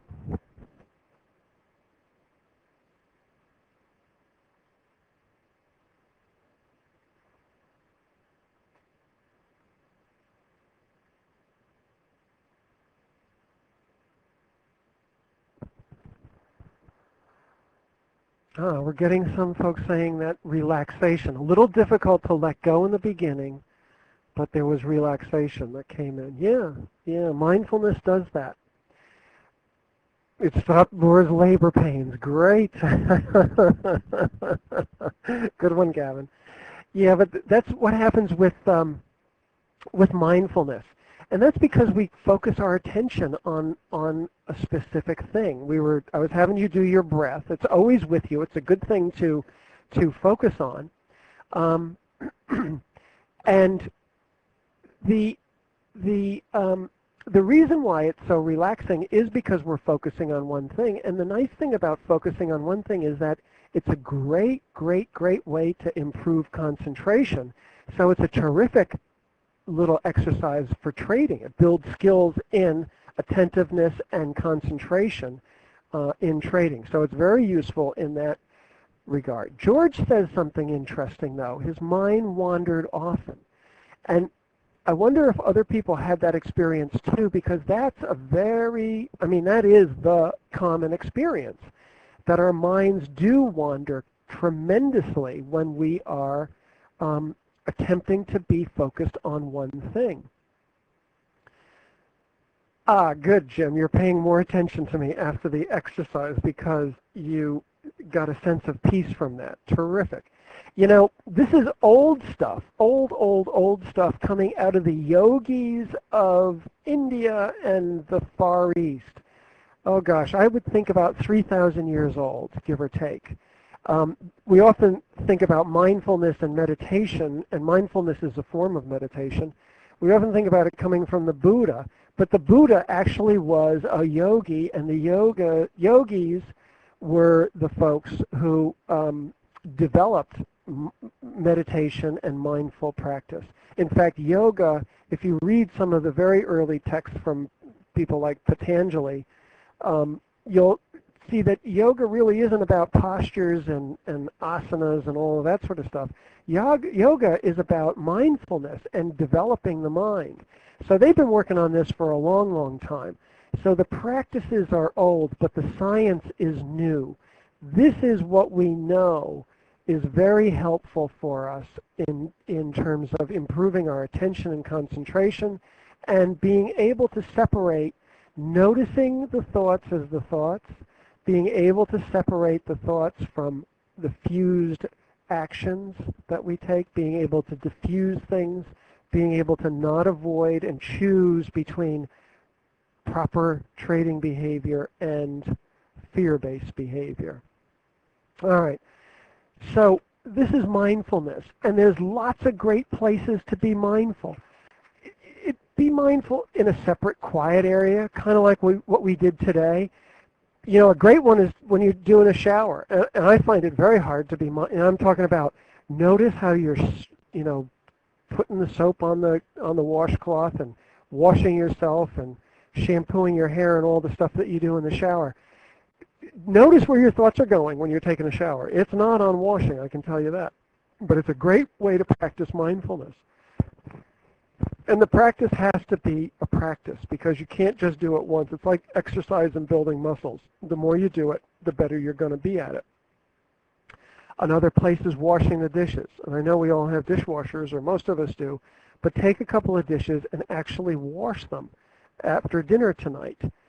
Actually get into the mindfulness of washing the dishes. Pay attention to washing the dishes. When your thoughts wander, which they will do in any of these examples or exercises, that's okay. Notice it and gently bring it back to washing the dishes. You can be mindful when you're talking with your significant other. When she or he says something you don't like, or you know, something you prefer not to talk about, or notice. Be mindful at that moment. Those are the good times to be mindful. Certainly in trading, Gavin says, I get all my ideas in the shower. Yeah, the ions, I think, in the shower somehow stimulate the brain, and it causes us to think more. So that's why mindfulness is particularly difficult in the shower, but it's a good place to practice it. Certainly trading is a great place to practice it, and I'll encourage you to be mindful for the next 10 minutes. Notice where your thoughts go in the next 10 minutes, because I know they're going to drift off to someplace, and that's okay. Just gently bring them back. And as we practice mindfulness more and more, we begin to recognize when we get fearful, and instead of getting fused into the fearfulness, we can notice what those thoughts and feelings really are, and we can bring ourselves back to the important trading behaviors that we want to cultivate and encourage. Okay? That's why we do this sort of stuff. It's not just for becoming yogis and peaceniks. It's got real practical uses. So it's noticing how thoughts and feelings and images and memories and sensations are not really controllable. Somebody described it as your mind as being like a puppy, and you want to tie that puppy up to a post and keep it from running here, there, hither, and yon, and all. And that's what mindfulness does. The practice of meditation, the practice of mindfulness, it brings us into the point where we can not control our thoughts, but recognize our thoughts as just thoughts and feelings as just feelings, images, memories as just themselves and nothing more, and be centered and be focused on things and not be hooked by our thoughts and our feelings and our images and our memories. All right, so we're covering a lot of ground here. We talked about fusion, avoidance, evaluation, reason giving, seeking to escape and avoid internal states. Those are the two key things, because their internal states get fused, or our internal states get fused. We tend to shift from a task focus or a task relevant focus into our, right? We're thinking about our fear and how we got to get out of the trade. We're not really focused on what's the right task to do next here. Maybe it's looking for a widespread bar with volume increasing, closing in the middle, that's going to get us out of that trade or cause us to start thinking about getting out of that trade. Instead, we're just focused on the fear, not on the task. Okay? And we also shift from a task focus to an outcomes focus. The fear brings us to, what's this trade going to be? Is it going to be a winner or a loser? And what's going to happen? I want to talk a little bit, and I'm going to try to go through this fairly quickly. I want to talk about process versus results, because this is important. Process means nothing more than a task focus, and results mean nothing more than the outcomes of a trade. Okay? So what do we mean by process thinking? I'm talking about thinking about our decisions and judging our decisions not by the results of the trades, not by the outcomes, but by how they were made, the process that we used to make those decisions, okay? And the process that we used to manage our trades. It's not that results don't matter. Of course they matter. We've got to make money. We've got to have more winners than losers, or we have to make more money on our winners than we do on our losers, right? But judging only on results puts you into a trap. We're caught on one side of the paradox of trading. And the paradox of trading is this. On any given trade, you never really know whether it's going to come out as a winner or a loser. We just don't know because it's probabilistic. And we talked about that a little bit earlier on. But over a large number of trades,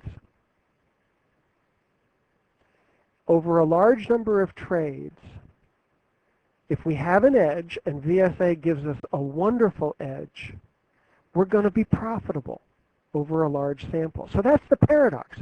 On a trade-by-trade basis, the market's relatively uncertain. But over a large sample of trades, the market is pretty predictable, and the outcome is pretty certain. Okay? But if we're only focused on outcome,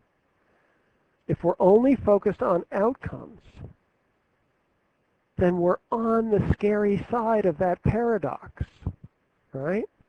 And yeah, Scott, it is kind of like grading execution over results. But it's not even really grading so much. It is grading. I shouldn't say that. It is. It's grading and judging how you get into the trade and how you manage the trade rather than on the outcomes, okay?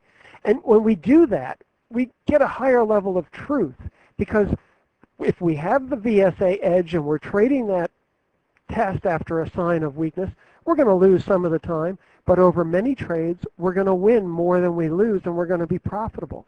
So this gives us a little bit of psychological cover, and that's a help, right? Some trades are going to be losers, but we're covered on that when we start to think like this. Sounds like the Zen of trading. In a way, yeah, it is. I mean, I said that we go back several thousands of years on the practice of this, but the science of it is new. And it is kind of like the Zen of trading.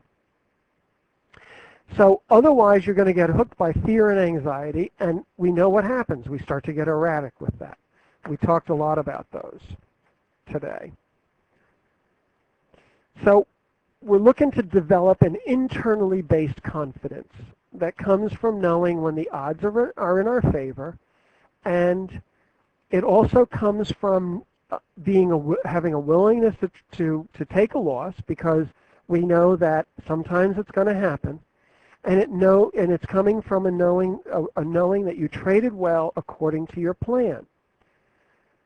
Yeah, trade to trade well. Exactly. That's right. There's an internal versus an external confidence. An external confidence is based on results. It's based on the outcomes of the trade. But we're depending on the market.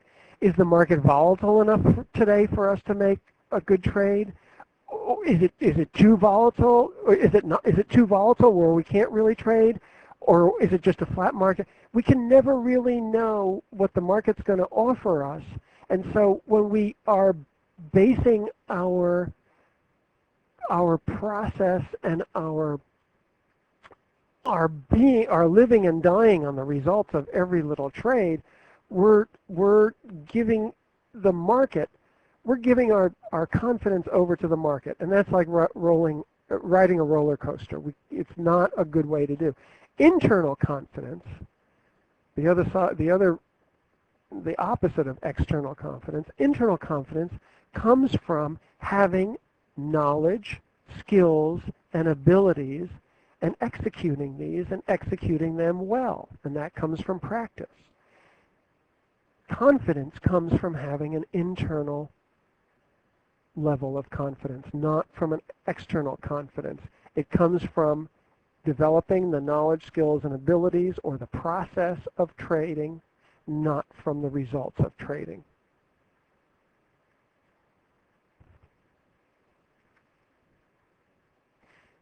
All right, I'm going to skip this part. Just as a quick curiosity, how many trades does everybody make on a given day or a given week? Just give me a basic number. Are you making 3 trades a day? Are you making 10 trades a day? How many are you making? 3 a day?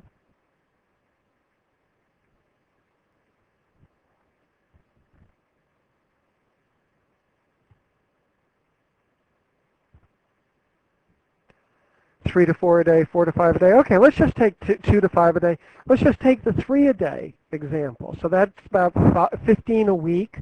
And if we traded, say, 50, Tom, you're even more so. This is going to even apply to you even more. But if we're trading, so we're making 3 trades a day on average, 15 a week. If we're trading 50 weeks a year, that's 750 trades. So what's the significance of a single trade here? Right? One trade out of 750 over the course of the year.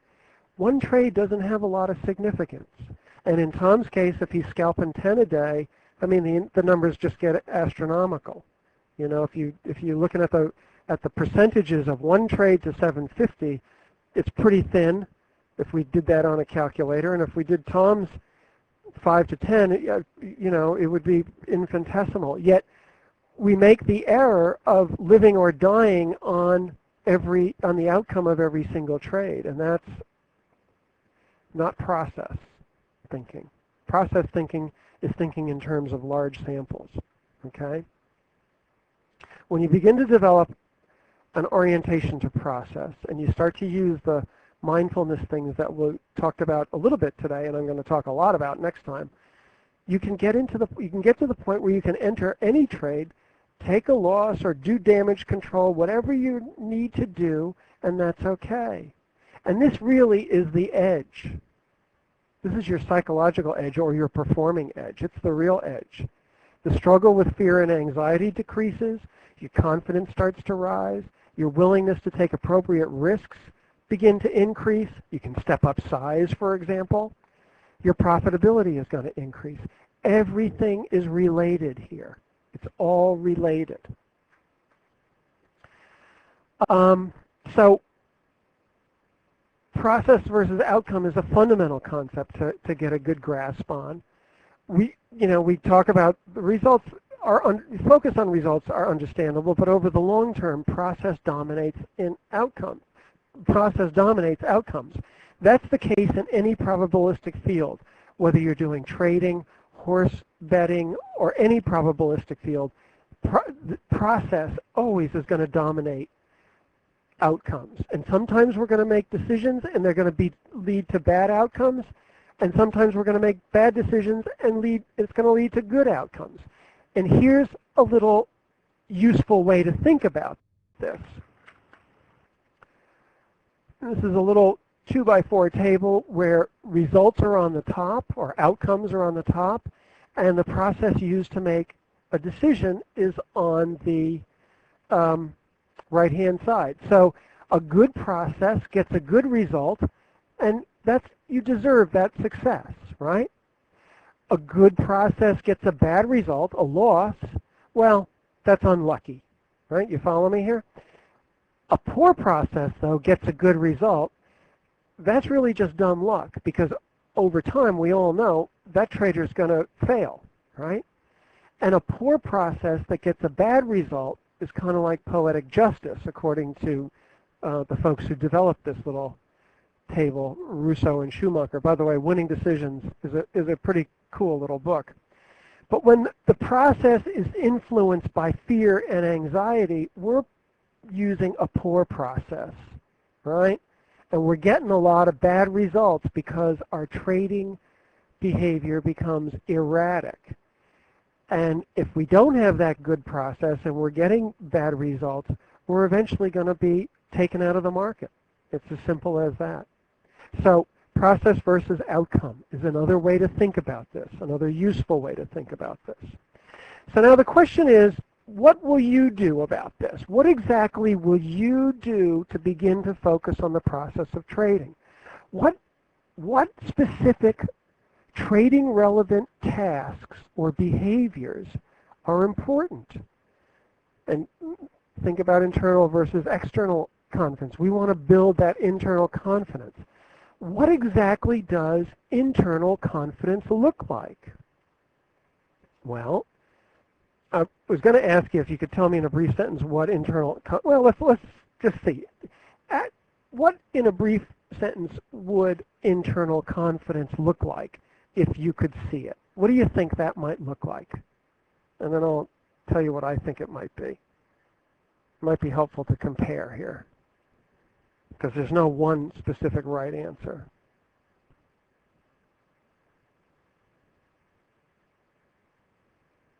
Anybody want to give a suggestion? Having a plan. That's part of it for sure. Absence of negative self-talk, easier to concentrate. I'm waiting for a couple of more here. I can see people typing. So I want to give them a chance.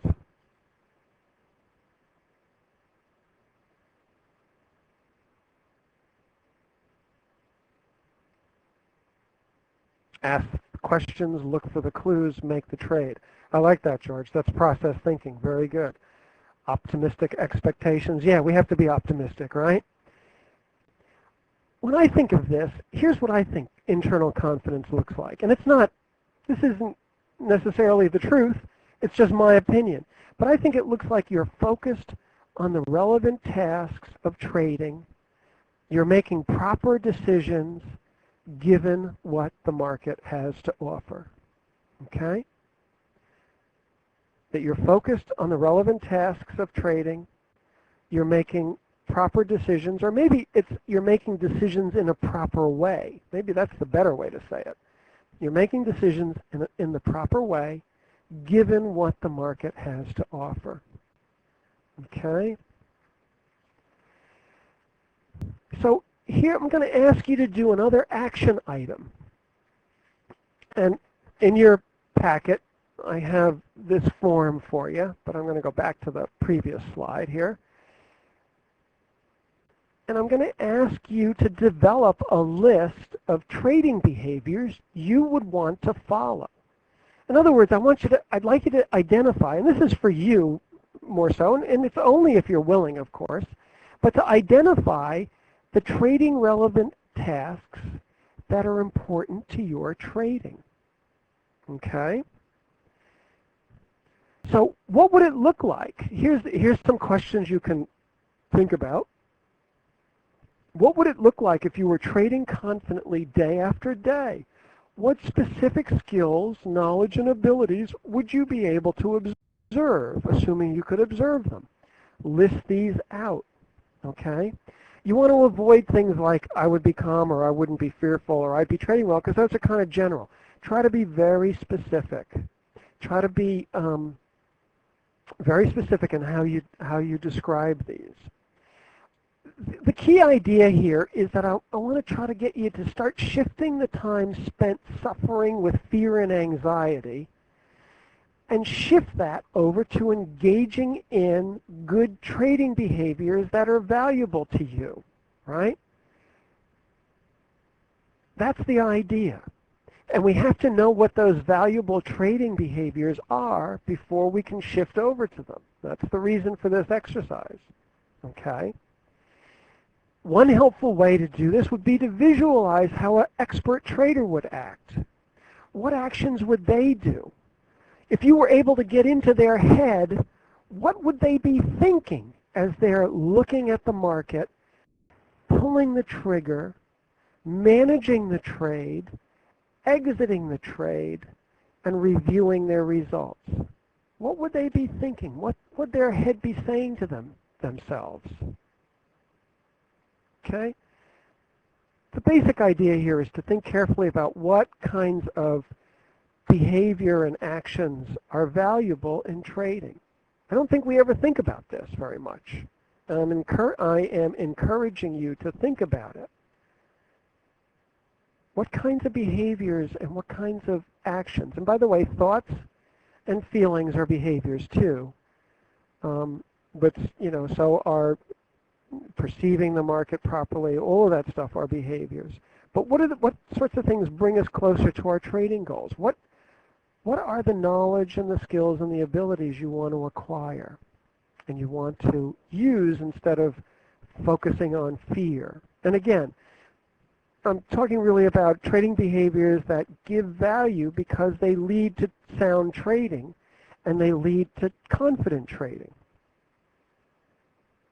So remember that question I asked early on? Are you interested in becoming more confident and having less struggle? Think about it this way. Are you interested in making trading behaviors that you value and have less struggle with fear? And again, we're going to shift the time from struggling with fear to time in valued behaviors. And as I suggested before, to do this, we first have to identify them. And that will also be on the workbook form that I hand out. Okay? All right, we're coming to the end here. I'm sorry I went over a little bit. But let's just take a look at what we covered today. We talked about the 4 primary trading fears, and we talked a little bit about hope and greed being part of that. We talked about that vicious cycle of fear and success, that fear creates erratic trading behavior, and that we do things to relieve the fear, to get rid of the fear, but it's only temporary. And we've never, if we keep doing that, we're never going to be able to learn how to become great traders. Changing this definitely requires some work. I'm not saying that this is easy.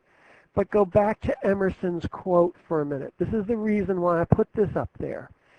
The task ahead is never as great as the power behind us. You've got the ability to do this. It's just putting the effort in and asking questions. And I'll show you some pretty cool stuff next time how to do this. But I had to set the groundwork here. So I had to set the foundation for us.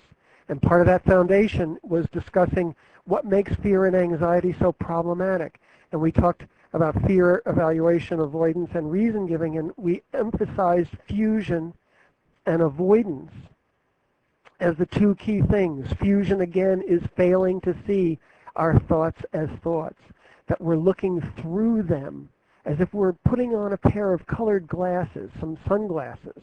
We're looking through the glasses of fearful thoughts, and everything looks fearful. The market looks fearful to us because we have those glasses on.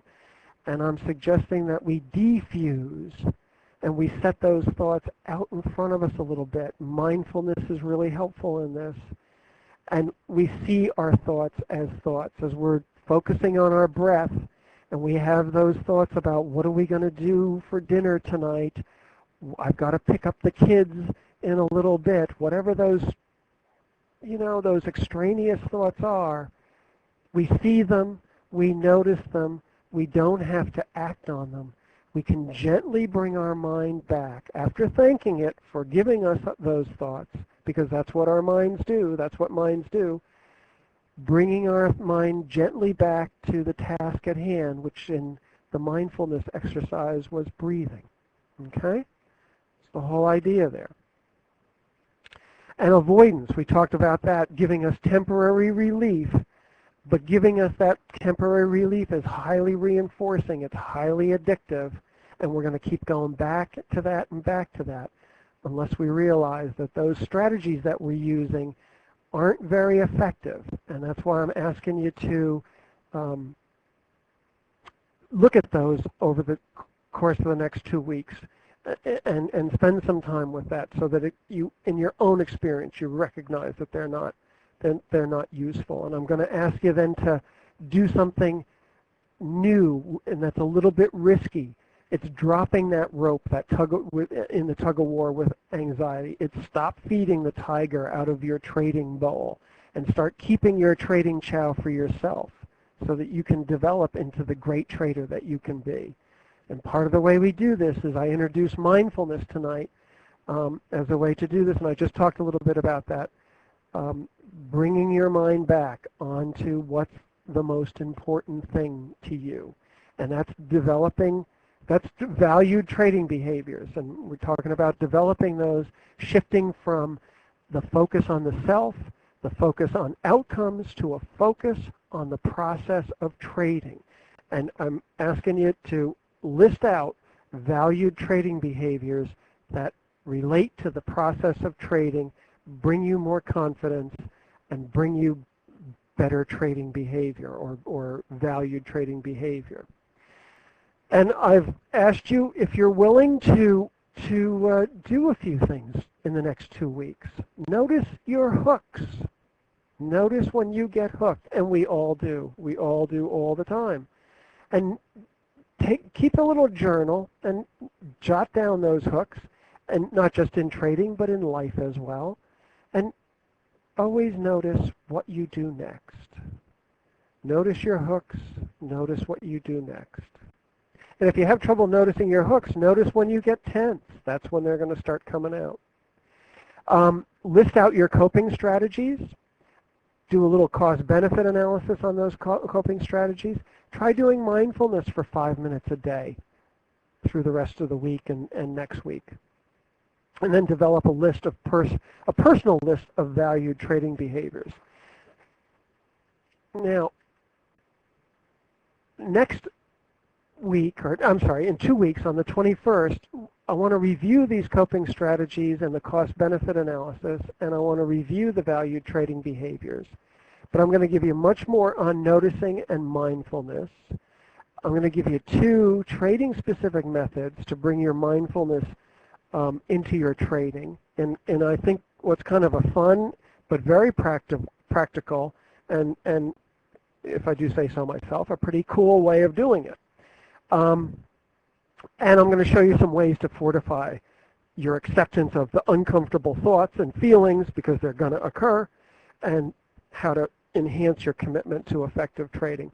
And I want to ask you to do something else. I'm going to ask you, and only if you're willing, you don't have to do this if you don't want to, but I'm going to ask you, as volunteers, if you wouldn't mind sending in to me by return email your coping strategies and costs and your valued trading behaviors. And I'm asking you to do that, and I will treat them with the utmost of confidence. You should understand that psychologists, first and foremost, always protect their clients, and I consider all of you my clients in this. We always protect the confidentiality of our clients. So I wouldn't say that Gordon says, or Jim says, or Jock says X, Y, or Z. But I would like them because I'd like to be able to present back to the group some of the things that people use as coping and what they found out about it, and some of the things that they find as valued trading behaviors, because we can all learn from one another.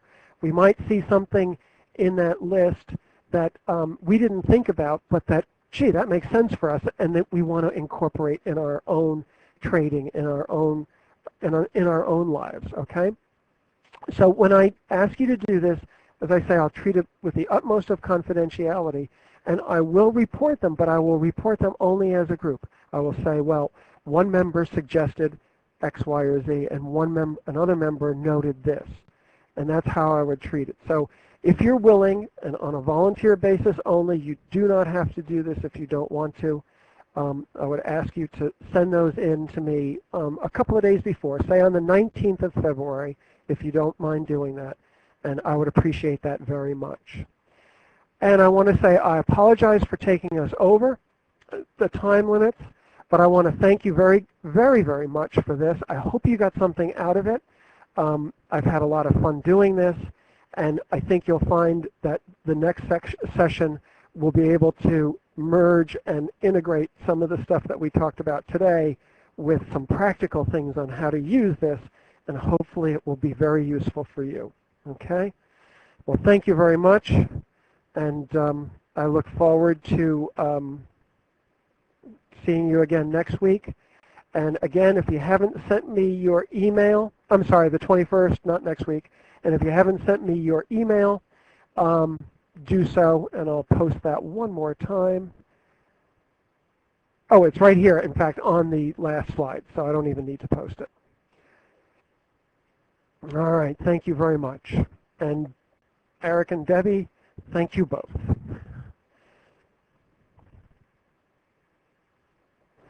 Okay, hi everybody, it's Gavin. Just want to echo that. Sorry, Gary, just want to echo that. I think you did a great job. Really, really good. I've got a lot of, I watched most of it, Gary, even though Laura's been waddling around in some pain here. But she did listen to that calming words there of yours. So excellent job, mate. Very, very impressed. Thank you very much. And, you know, looking forward to welcoming you back to the session in 2 weeks' time. So I think Gary did a great job, everybody, and I'm sure that the next session will bring it all together. So it has been recorded. I'll check the archive, Gary, and I'll give you a call back after we've closed the session here. So if there's any questions for anybody, please feel free to type them in. Got a very busy week coming up next week for Trade Guider. But on behalf of the Trade Guider company, I want to thank you all for attending. And thank Gary Dayton. Excellent job, Gary. Take care, everyone. Have a great weekend, and we'll see you for this next session in 2 weeks' time. Thank you.